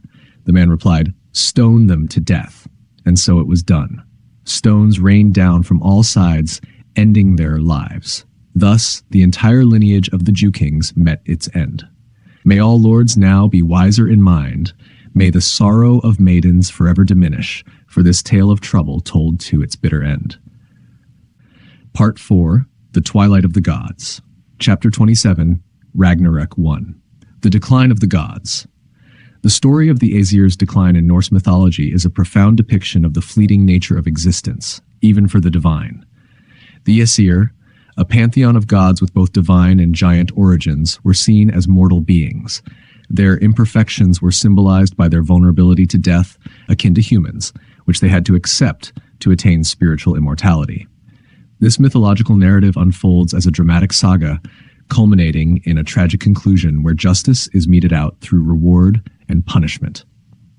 The sagas recount the ascent and descent of the Aesir, highlighting their initial tolerance of Loki, the embodiment of evil. Loki's presence among the gods led to their involvement in various troubles, costing them their virtue and peace. His ultimate betrayal, which resulted in the death of Balder, the god of light and purity, marked the beginning of the end for the Aesir. The gods' belated recognition of Loki's malevolence led to his banishment to Earth. Yet his influence persisted among humans, who, following the god's example, succumbed to his corrupt teachings. The verse you've quoted portrays a grim depiction of the world's descent into chaos and moral decay, foreshadowing Ragnarok, the Norse apocalypse. This era is characterized by intense conflict, natural disasters, and the eventual annihilation of gods, giants, and the world itself. The poetic Edda, especially the Völuspá, contains verses that echo the sentiment of the quoted passage, offering a glimpse of a world engulfed in strife and devoid of compassion. Brothers will fight and kill each other. Sisters' children will break familial bonds. It is a harsh world with rampant immorality, an age of axes, an age of swords. Shields will be shattered, a time of winds, a time of wolves, before the world plunges into ruin. No one will show mercy to another. This excerpt from the Völuspá encapsulates the essence of the gods' decline, where family ties disintegrate and societal norms collapse, leading to a merciless world. The Völuspá presents a prophetic vision of the events preceding Ragnarok, serving as a source for understanding the Norse perspective on the mortality of gods and the cyclical nature of time and existence. The decline of the gods is a central theme in these sagas and Eddas, symbolizing the inevitable cycle of birth, life, and death that even gods cannot evade. It serves as a reminder of the ephemeral nature of all things and underscores the importance of living a life marked by honor and courage, as Norse belief held that one's deeds in life determined their destiny in the afterlife. Fimbulvetur, or the Great Winter, plays a pivotal role in Norse mythology as a precursor to the catastrophic events of Ragnarok. It spans 3 consecutive winters without intervening summers, characterized by relentless snowfall from all directions and extreme cold unparalleled in history. This apocalyptic winter, detailed in both the Poetic Edda and the Prose Edda, signifies the impending end of the world known to gods and humans alike. Described vividly in the Prose Edda by Snorri Sturluson, Fimbulvetr brings a period of great frost, fierce winds, and perpetual darkness due to the failing sun. It triggers societal collapse, widespread famine, and despair among people, setting the stage for the final battle of Ragnarok. The moral decay is emphasized as familial bonds disintegrate and conflicts escalate to unprecedented levels. The Poetic Edda's Völuspá reinforces this bleak outlook, prophesying a time of rampant violence and moral degradation where mercy and kinship hold no sway. This Axe Age, Sword Age depicts a world descending into chaos before its ultimate demise. Fimbulvetr serves not only as a climatic phenomenon but as a metaphor for the decline of natural and human orders, essential for the renewal that follows Ragnarok. It tests the resilience of gods and mortals alike, underscoring the inevitability of destruction and the subsequent rebirth in Norse cosmology. In essence, Fimbulvetr embodies the harsh realities of Norse mythology, reflecting both the physical challenges of severe winters and the existential crises that accompany the end of times. 3. The Wolves Let Loose. As the end of days approaches in Norse mythology, the unleashed wolves of the Ironwood play a pivotal role in the unfolding chaos of Ragnarok. These wolves, Hati, Skull, and Managarm, are the monstrous offspring of Fenrir, the great wolf, bound by the gods. Their story is one of relentless pursuit and ultimate destruction, deeply intertwined with the cosmic events of the final apocalypse. 4. Heimdall gives the alarm. As Ragnarok, the ultimate apocalyptic battle in Norse mythology, approaches, Heimdall stands vigilant as the guardian of the gods. His duty is to watch over the Bifrost, the rainbow bridge connecting Asgard, realm of the gods, and Midgard, realm of humans. Renowned for his keen senses, Heimdall can hear the grass grow and see for hundreds of leagues day and night. Ominous signs. Heimdall is the first to notice the ominous signs of impending doom. These include the increasing strength of Fenrir's progeny, the consumption of the sun and moon, and ensuing chaos. As the earth trembles and stars fall, Heimdall listens intently to the cries of the cocks heralding the final alarm from their perches across realms. These cocks, Fjalar in Valhalla, Gullinkambi in Midgard, and a dark red rooster in Hel, mark the final call to arms, awakening all beings from their slumber. This moment is vividly described in the Prose Edda. The red cock Fjalar will crow in Valhalla, the golden-combed rooster Gullinkambi will crow to wake the gods and the warriors in Odin's hall, and a third cock will crow, a dark red one in Hel's realm, waking the dead. Prose Edda, Gylfaginning, Chapter 51. Heimdall hears these alarm cries and understands their grave implications. The Gjallarhorn's blast. In response to these omens, Heimdall raises the Gjallarhorn to his lips. This horn, renowned for its resonant sound, has been kept ready for this pivotal moment, the day when the gods must assemble for their final battle. The blast of the Gjallarhorn is not merely a signal. It is a rallying cry heard throughout all 9 realms, echoing far and wide to awaken gods, giants, and all beings. The Poetic Edda captures this dramatic moment. Then to the gods will Heimdall loudly speak, with the horn held aloft, he who among men gathers wisdom from the world's end. Poetic Edda, Völuspá, stanza 46. This passage emphasizes Heimdall's role in rousing the gods and calling them to action. Rallying the Aesir and Einherjar. Upon hearing the long-awaited blast of the Gjallarhorn, the Aesir, Norse gods, and the Einherjar, heroic dead residing in Valhalla, spring into action. These warriors, chosen by Odin to fight beside him during Ragnarok, have prepared for this moment through endless days of training and feasting in Valhalla. As the call reverberates, they leap from their golden couches, grasp their weapons, and mount their steeds. The urgency and readiness for battle are palpable as they hasten toward their destiny. This moment is depicted in the Prose Edda. Heimdall will blow mightily into the horn and awaken all the gods, who will hold council together. Odin will ride to Mimir's well and consult Mimir's head for advice. Prose Edda, Gylfaginning, Chapter 51. The ride to Vigrid, armed and prepared, the gods and Einherjar charge over the quivering Bifrost bridge, which vibrates under their weight. Their destination is Vigrid, Vigridr, the vast plain chosen for the final confrontation according to ancient prophecy. This plain is where the ultimate battle between order and chaos will unfold. The Poetic Edda describes this final journey. On the field that is called Vigrid, they will gather for battle. The plain measures 100 miles, every side of it is vast. Poetic Edda, Vafthrudnismal, stanza 18. Vafthrudnir's prophecy underscores the scale and significance of Vigrid, highlighting its vast expanse as the stage for the ultimate showdown. In summary, Heimdall's role as the herald of Ragnarok is pivotal. Observing the foreboding signs and hearing the cock's alarm, he sounds the Gjallar horn, signaling the gods in Einherjar to prepare for their final battle. The resounding horn blast awakens warriors from their rest across all realms, and they ride over the Bifrost to Vigrid, the appointed battlefield. This moment, filled with urgency and premonition, sets the stage for the epic conclusion of the Norse mythological saga.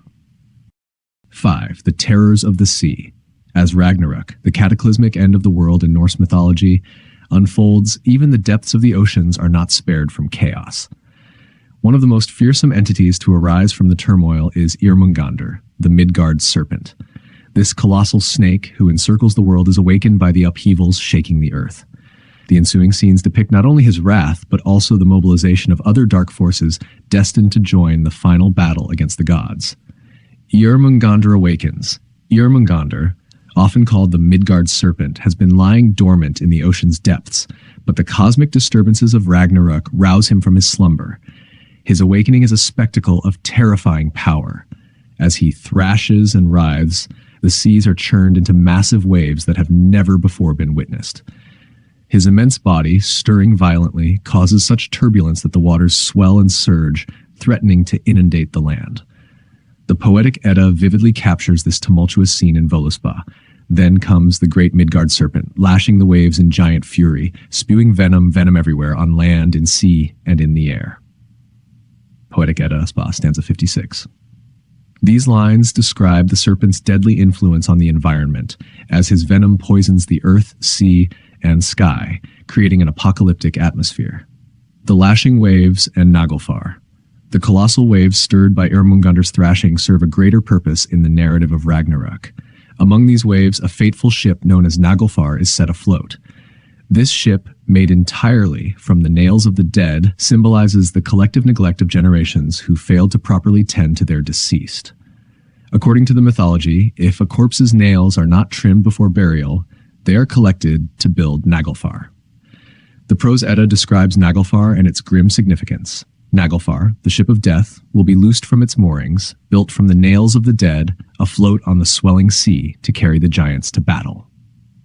Prose Edda, Gylfaginning, chapter 51.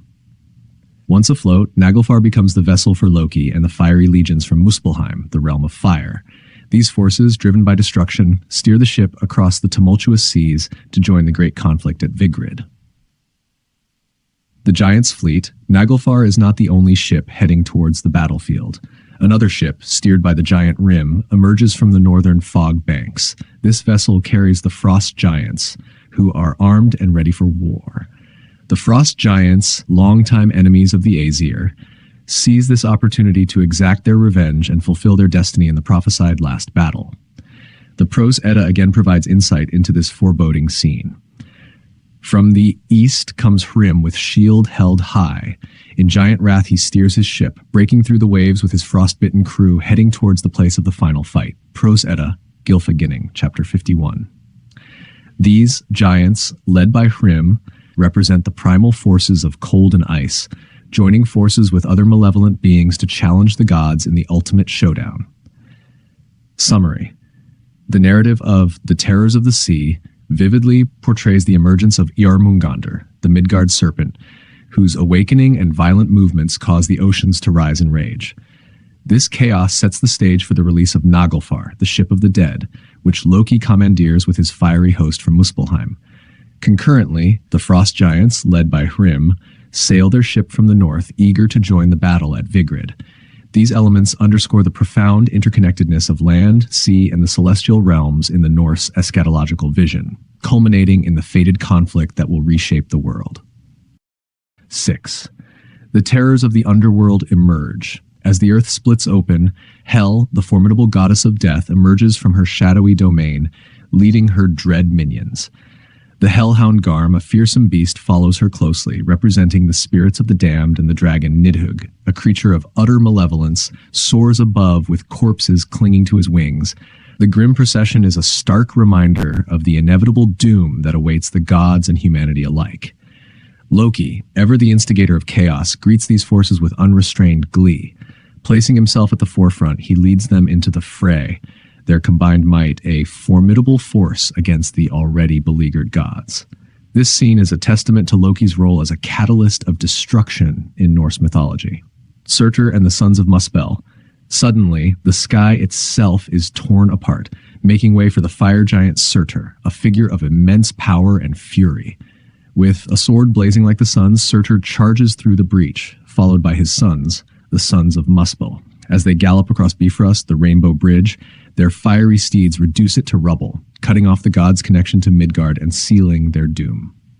The imagery of Surtur and his horde is poetically captured in lines that describe the terrifying advance of these fire giants. Down through the fields of air, with glittering armor fair, in battle order bright, they sped while seething flame from rapid hoofstrokes came. Leading his gleaming band, rode Surtur mid the red ranks of raging fire. These lines, drawn from James Chalmers' Valhalla, paint a vivid picture of the chaos and destruction wrought by Surtur's advance. The Aesir prepare for battle. Amidst these dire events, the gods of Asgard, the Aesir, prepare for their final stand. Despite their impending doom, they don their finest armor and ride forth with determination and courage. Odin, the All-Father, with his single eye, Tyr, the one-handed god of war, and Frey, wielding only a stag's horn instead of his once mighty sword, epitomize the bravery and defiance of the Norse gods in the face of certain death.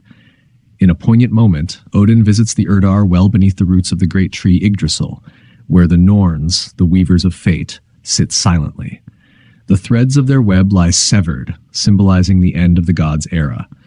Odin's whispered words to Mimir, the wise head, signify a final act of consultation with wisdom before he re-enters the battlefield. The Prose Edda, specifically in Gylfaginning, the beguiling of Gylfi, offers a detailed recounting of the events of Ragnarok, providing context and narrative structure to the unfolding chaos. These sources together paint a comprehensive picture of Ragnarok, from the emergence of the underworld's horrors to the final, heroic stand of the gods. 7. The Great Battle of Vigrid, Ragnarok. In Norse mythology, the Great Battle of Ragnarok is the cataclysmic event that marks the end of the cosmos and the dawn of a new world. The battleground is the expansive plain of Vigrid, where gods, giants, and monstrous beings gather for the final showdown. This event is vividly depicted in various sources such as the Poetic Edda, the Prose Edda, and numerous sagas, the gathering of forces. On the day of Ragnarok, forces representing order and chaos confront each other on the plain of Vigrid. The gods, Aesir and Vanir, and the valiant Einherjar, fallen warriors chosen by Odin, face their adversaries, the fiery Surtur, frost giants, the dead from Hel's realm, and Loki with his fearsome offspring, the wolf Fenrir, the serpent Jormungandr, and the hound Garm. The Midgard serpent, Jormungandr, and Fenrir exhale deadly fumes that darken the skies and poison the air. The years roll on, the generations pass, the ages unfold, and bring us nearer to the final day when from the south the fiery band shall march and cross the bridge of heaven with Loki as guide and Fenris at his heel with broken chain, while from the east the giant Reimer steers his ship and the great serpent makes for land, and all are marshaled in one flaming square against the gods upon the plains of heaven. Matthew Arnold, Balder, Dead. The prophecy of Ragnarok describes a universe consumed by chaos and warfare. The skies rupture as Surtur leads his fiery legions from Muspelheim, and the giant Rim guides Naglfar, the ship fashioned from the nails of the dead, toward the battlefield. The clash between the gods and their ancient adversaries is unavoidable and catastrophic. The clash of titans. As the battle unfolds, the gods and their enemies engage in ferocious combat, reflecting the warrior ethos of Norse culture.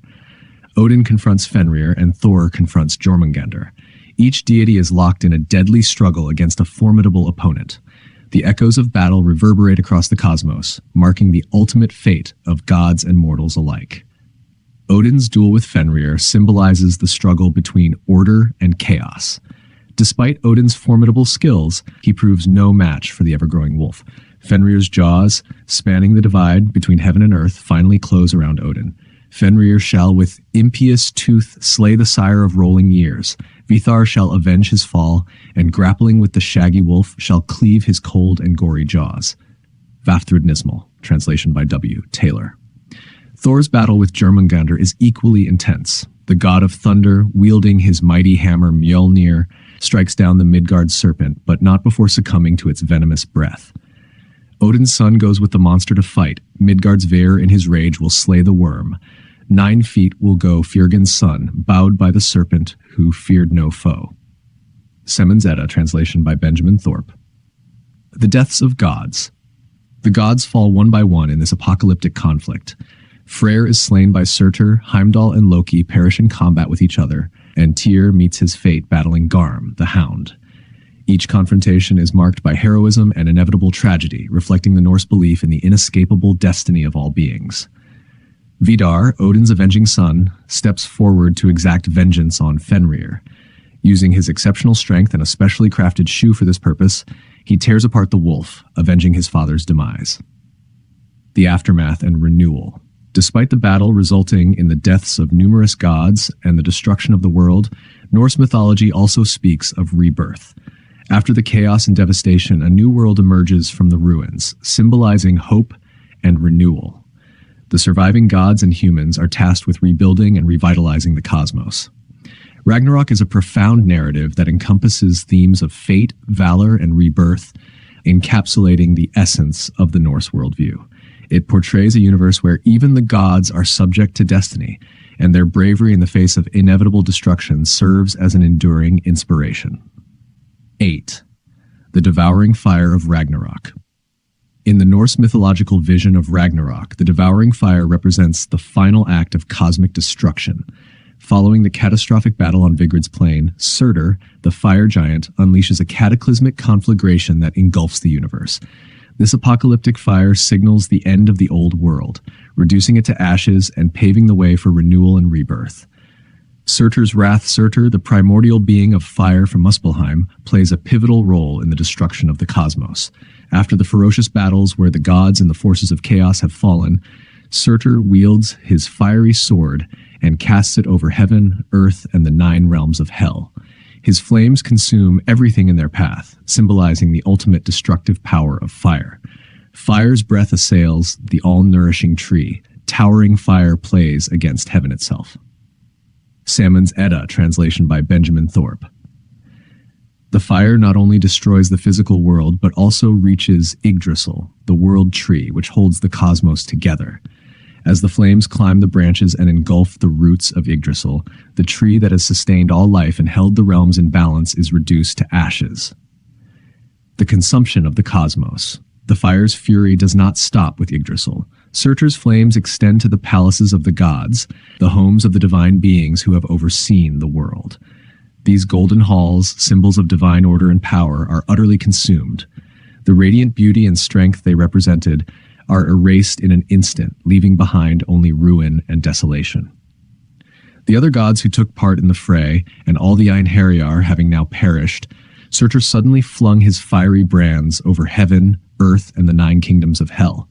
The raging flames enveloped the massive stem of the world Ash Yggdrasil and reached the golden palaces of the gods, which were utterly consumed. The vegetation upon earth was likewise destroyed, and the fervent heat made all the waters seethe and boil. As Surtur's fire spreads across the earth, it destroys all vegetation. The once green and fertile lands are scorched, and the oceans themselves begin to boil. Every trace of life and order is eradicated in this inferno.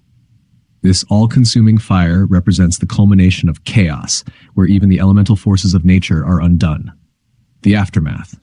The world sinks beneath the waves. After the fire has consumed everything, the earth, now charred and lifeless, sinks into the sea. The boiling waters engulf the remnants of the world, completing the cycle of destruction. This descent into the ocean signifies the obliteration of the old world and the dissolution of all that once existed. The great conflagration raged fiercely until everything was consumed, when the earth, blackened and scarred, slowly sank beneath the boiling waves of the sea. This imagery of the earth sinking beneath the waves is deeply symbolic. It reflects the end of the current cycle of existence and the potential for a new beginning. The Norse conception of time and reality is cyclical, where destruction is not final, but a necessary precursor to rebirth, hope, and renewal. Despite the overwhelming destruction brought by Surtur's flames, Norse mythology holds a vision of hope and renewal. After the apocalyptic fire has done its work, a new world is envisioned to rise from the ashes. The ancient belief is that from the ruins and chaos, goodness and purity will emerge, stronger and more enduring than before.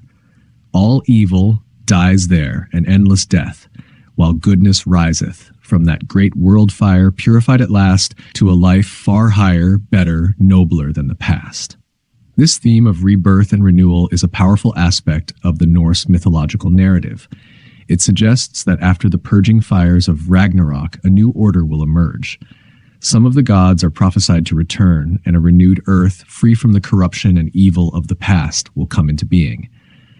This cycle of destruction and rebirth reflects a deep understanding of the balance between chaos and order and the perpetual renewal of life. Conclusion. The devouring fire of Ragnarok encapsulates the final apocalyptic destruction that heralds the end of the world as known in Norse mythology. Surtur's flames represent the ultimate force of chaos, consuming the cosmos and reducing it to nothingness. Yet within this narrative of destruction lies a profound hope for renewal and rebirth. The Norse myths envision a world reborn from the ashes and purified and ready for a new cycle of existence. This duality of destruction and renewal underscores the cyclical nature of time and existence in Norse cosmology, reflecting the eternal struggle and balance between order and chaos. Regeneration after Ragnarok. Norse mythology's concept of Ragnarok is not merely an end, but a cycle of death and rebirth. After the cataclysmic destruction wrought by Surtur's flames and the ensuing flood, the cosmos is purified and ready for renewal. The belief in regeneration is a profound testament to the Norse worldview, which sees life as an eternal cycle of destruction and creation. The rebirth of the earth. Following the devastating fire and the subsequent sinking of the earth into the sea, the Norse myths tell of a miraculous regeneration. The earth, once charred and submerged, rises again in a renewed state, embodying pristine beauty and fertility. This rebirth is a central theme in the Norse eschatological vision, symbolizing hope and the continuity of life.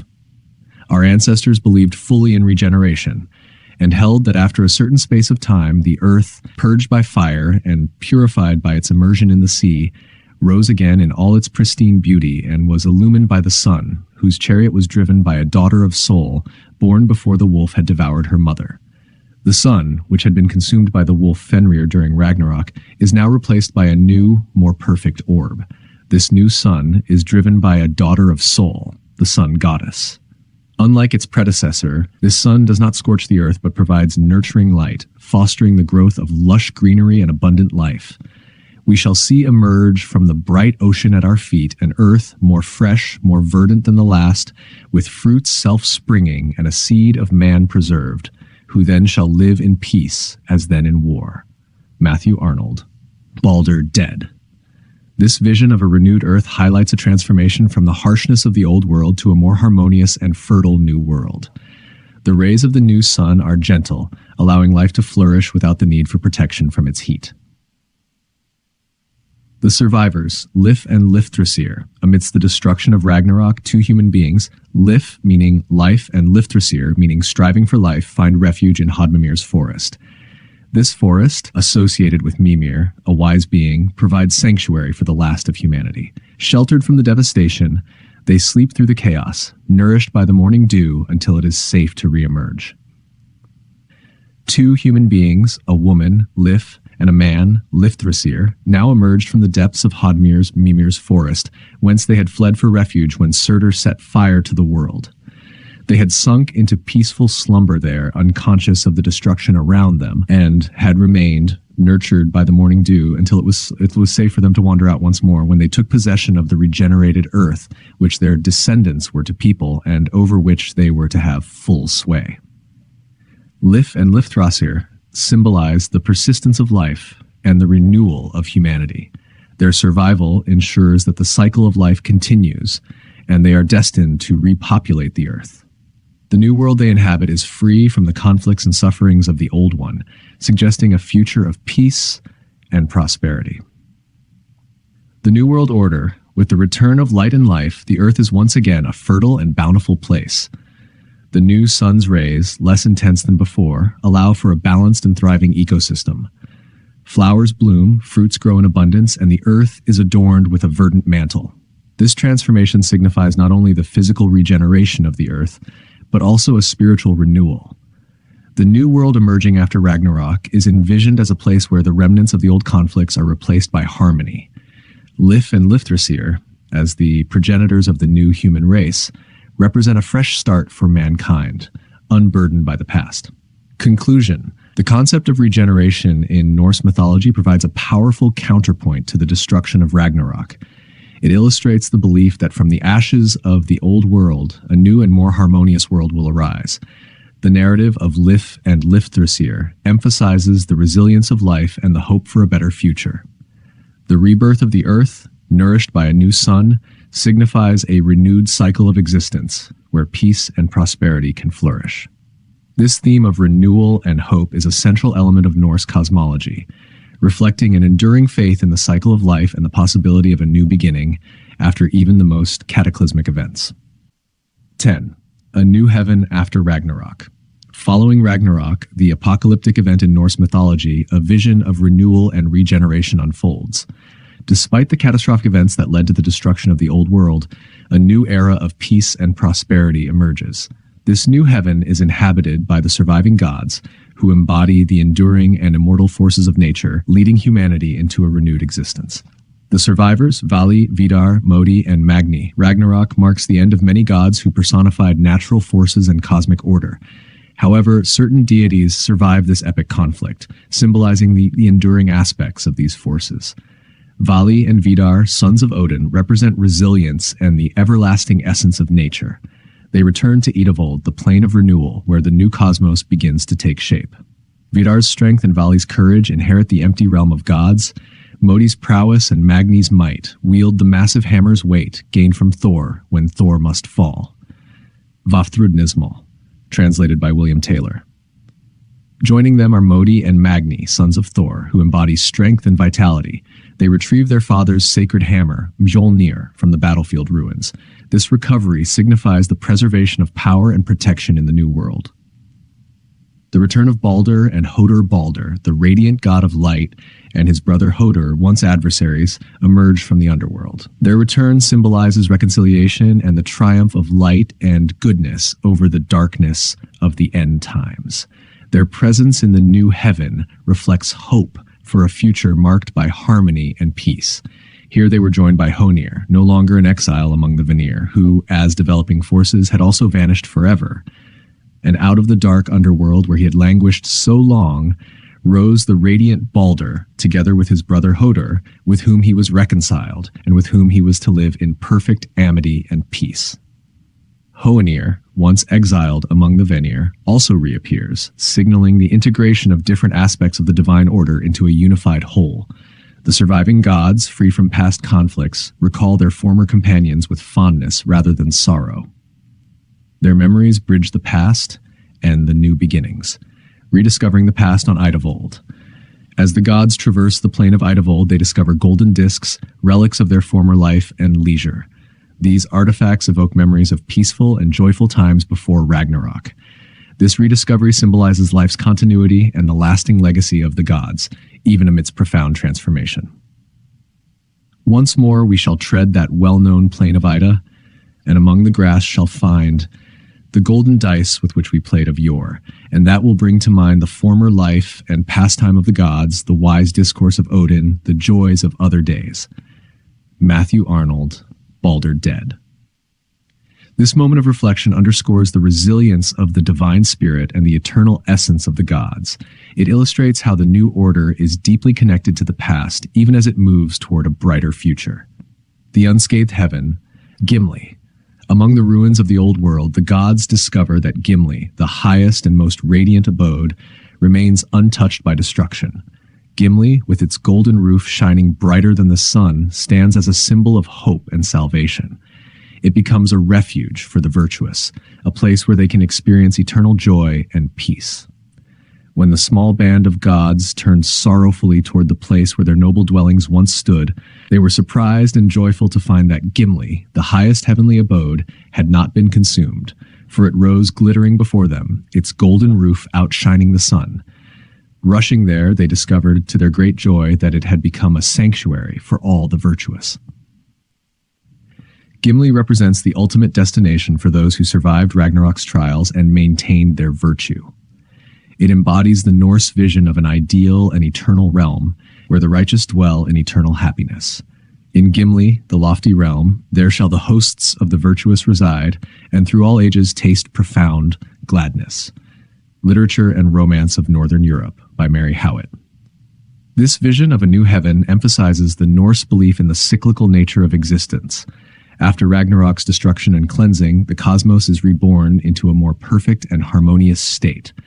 Gimli, as the eternal and untainted sanctuary, symbolizes the culmination of this cycle, offering a glimpse into the ultimate peace and joy that lies beyond temporal conflicts and struggles. Conclusion. The Norse myth of Ragnarok does not conclude with the world's destruction. Instead, it presents a compelling vision of renewal and rebirth. The surviving gods, embodying enduring strength and virtue, gather on the plains of Edevold to rebuild and renew. The rediscovery of past joys and the emergence of a new heaven in Gimli illustrate the Norse belief in the eternal cycle of life, death, and rebirth. This narrative of renewal offers a hopeful perspective, affirming that from the ashes of the old world, a new and more harmonious existence will arise, marked by peace, virtue, and lasting happiness. 11. One too mighty to name. The Norse mythology, as preserved in the Eddas and Sagas by the Icelandic settlers, presents a profound narrative of creation, destruction, and renewal. The depiction of Ragnarok and the subsequent regeneration of the world are central themes that echo through these ancient texts. However, the contact with Christian beliefs over the centuries influenced these myths, adding layers that reflect a merging of pagan and Christian ideas, particularly in the portrayal of the ultimate divine authority and the final judgment. The influence of Christianity. By the time the Norsemen who settled in Iceland began documenting their rich oral traditions in the form of the Eddas, they had been exposed to Christianity for centuries, albeit superficially through their Viking raids and subsequent interactions. This exposure subtly permeated their mythological narratives, influencing their descriptions of the world's end and the vision of a new, purged earth. As the Norsemen who settled in Iceland, and through whom the most complete exposition of the Odinic faith has come down to us in the Eddas and Sagas, were not definitely converted until the 11th century, although they had come in contact with Christians during their Viking raids nearly 6 centuries before. It is very probable that the northern skalds gleaned some idea of the Christian doctrines, and that this knowledge influenced them to a certain extent and colored their descriptions of the end of the world and the regeneration of the earth. The echoes of Christian eschatology can be seen in the description of a god too mighty to name, a figure who arises after the chaos of Ragnarok to judge the survivors and rule over new heavens and earth. This addition to the Norse cosmology suggests an influence from the Christian concept of a singular, all-powerful deity presiding over the final judgment. The unnamed mighty god. The verse from the Eddic poem Völuspá hints at this figure who transcends the existing pantheon. This god, too powerful to be named, is said to emerge after the final battle and oversee the new order.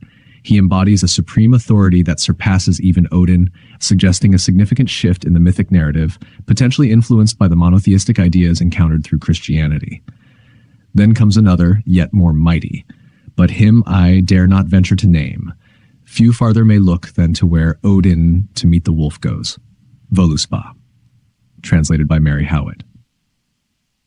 This interpolation reflects a recognition of a higher, universal judge who will separate the good from the evil. The righteous will find their place in the shining halls of Gimli, while the wicked will be condemned to Nastrand, a place of torment and darkness. Judgment and afterlife in Norse mythology. Following the cataclysm of Ragnarok, the surviving gods and humanity look towards a new beginning under the gaze of this unnamed mighty deity. Gimli, a heavenly abode untouched by the flames of Surtur, becomes the haven for the virtuous. This parallels the Christian vision of heaven, where the righteous are rewarded with eternal bliss. From his heavenly seat, he would judge mankind and separate the bad from the good. The former would be banished to the horrors of Nastrond, while the good would be transported to the blissful halls of Gimli the Fair. Nastrond, often described as a hall of serpents and darkness, bears similarity to the Christian concept of hell. It is a place of punishment for the wicked, reinforcing the idea of a moral dichotomy in the afterlife, a concept that may have been reinforced by Christian eschatology. The dwarfs and giants, a different fate. Not all beings face judgment in the same way. The dwarfs and giants, who play significant roles in the Norse cosmology, are given different considerations. These creatures are not judged for their actions because they are seen as executing the decrees of fate without free will. Consequently, they are provided with their own realms in the new order. There were two other heavenly mansions, however, one reserved for the dwarfs and the other for the giants. For as these creatures had no free will, and but blindly executed the decrees of fate, they were not thought to be responsible for any harm done by them, and were therefore held to be undeserving of punishment. The dwarfs reside in Sindri's Hall within the Nida Mountains, where they are free to enjoy their sparkling mead. This setting is symbolic of their industrious nature and their role as craftsmen and miners in the myths. The giants, on the other hand, take their pleasure in Brimer's Hall, located in Okolnir, meaning not cold, a region free from the freezing cold, symbolizing the end of their adversarial existence against the gods and mankind. The eternal cycle and the influence of Christianity. Mythologists have long debated the extent to which Christian teachings influenced the Norse portrayal of Ragnarok and its aftermath. Some argue that the vivid descriptions of the world's end and the emergence of a new, more harmonious order are reflective of Christian ideas about the apocalypse and the final judgment.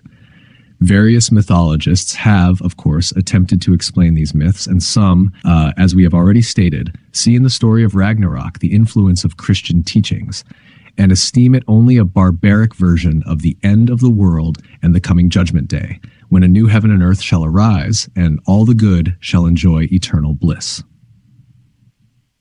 These parallels suggest that the Norse conception of the world's end and its renewal may have been shaped by the narratives they encountered through Christian interactions. However, even with these influences, the Norse myths retain their distinct character, emphasizing the cyclical nature of existence, the impermanence of life, and the hope for renewal and continuity. Conclusion. The Norse mythology surrounding Ragnarok and the subsequent emergence of a new heaven reflects a complex interplay of indigenous beliefs and external influences. The introduction of a god too mighty to name and the themes of judgment and afterlife suggest an assimilation of Christian eschatological concepts into the rich tapestry of Norse cosmology. This synthesis creates a narrative that honors the traditional Norse values of resilience and renewal while incorporating elements of the new religious ideas they encountered. The resulting myths offer a profound vision of the eternal cycle of destruction and regeneration, where even in the face of ultimate doom, the hope for a better and brighter future endures.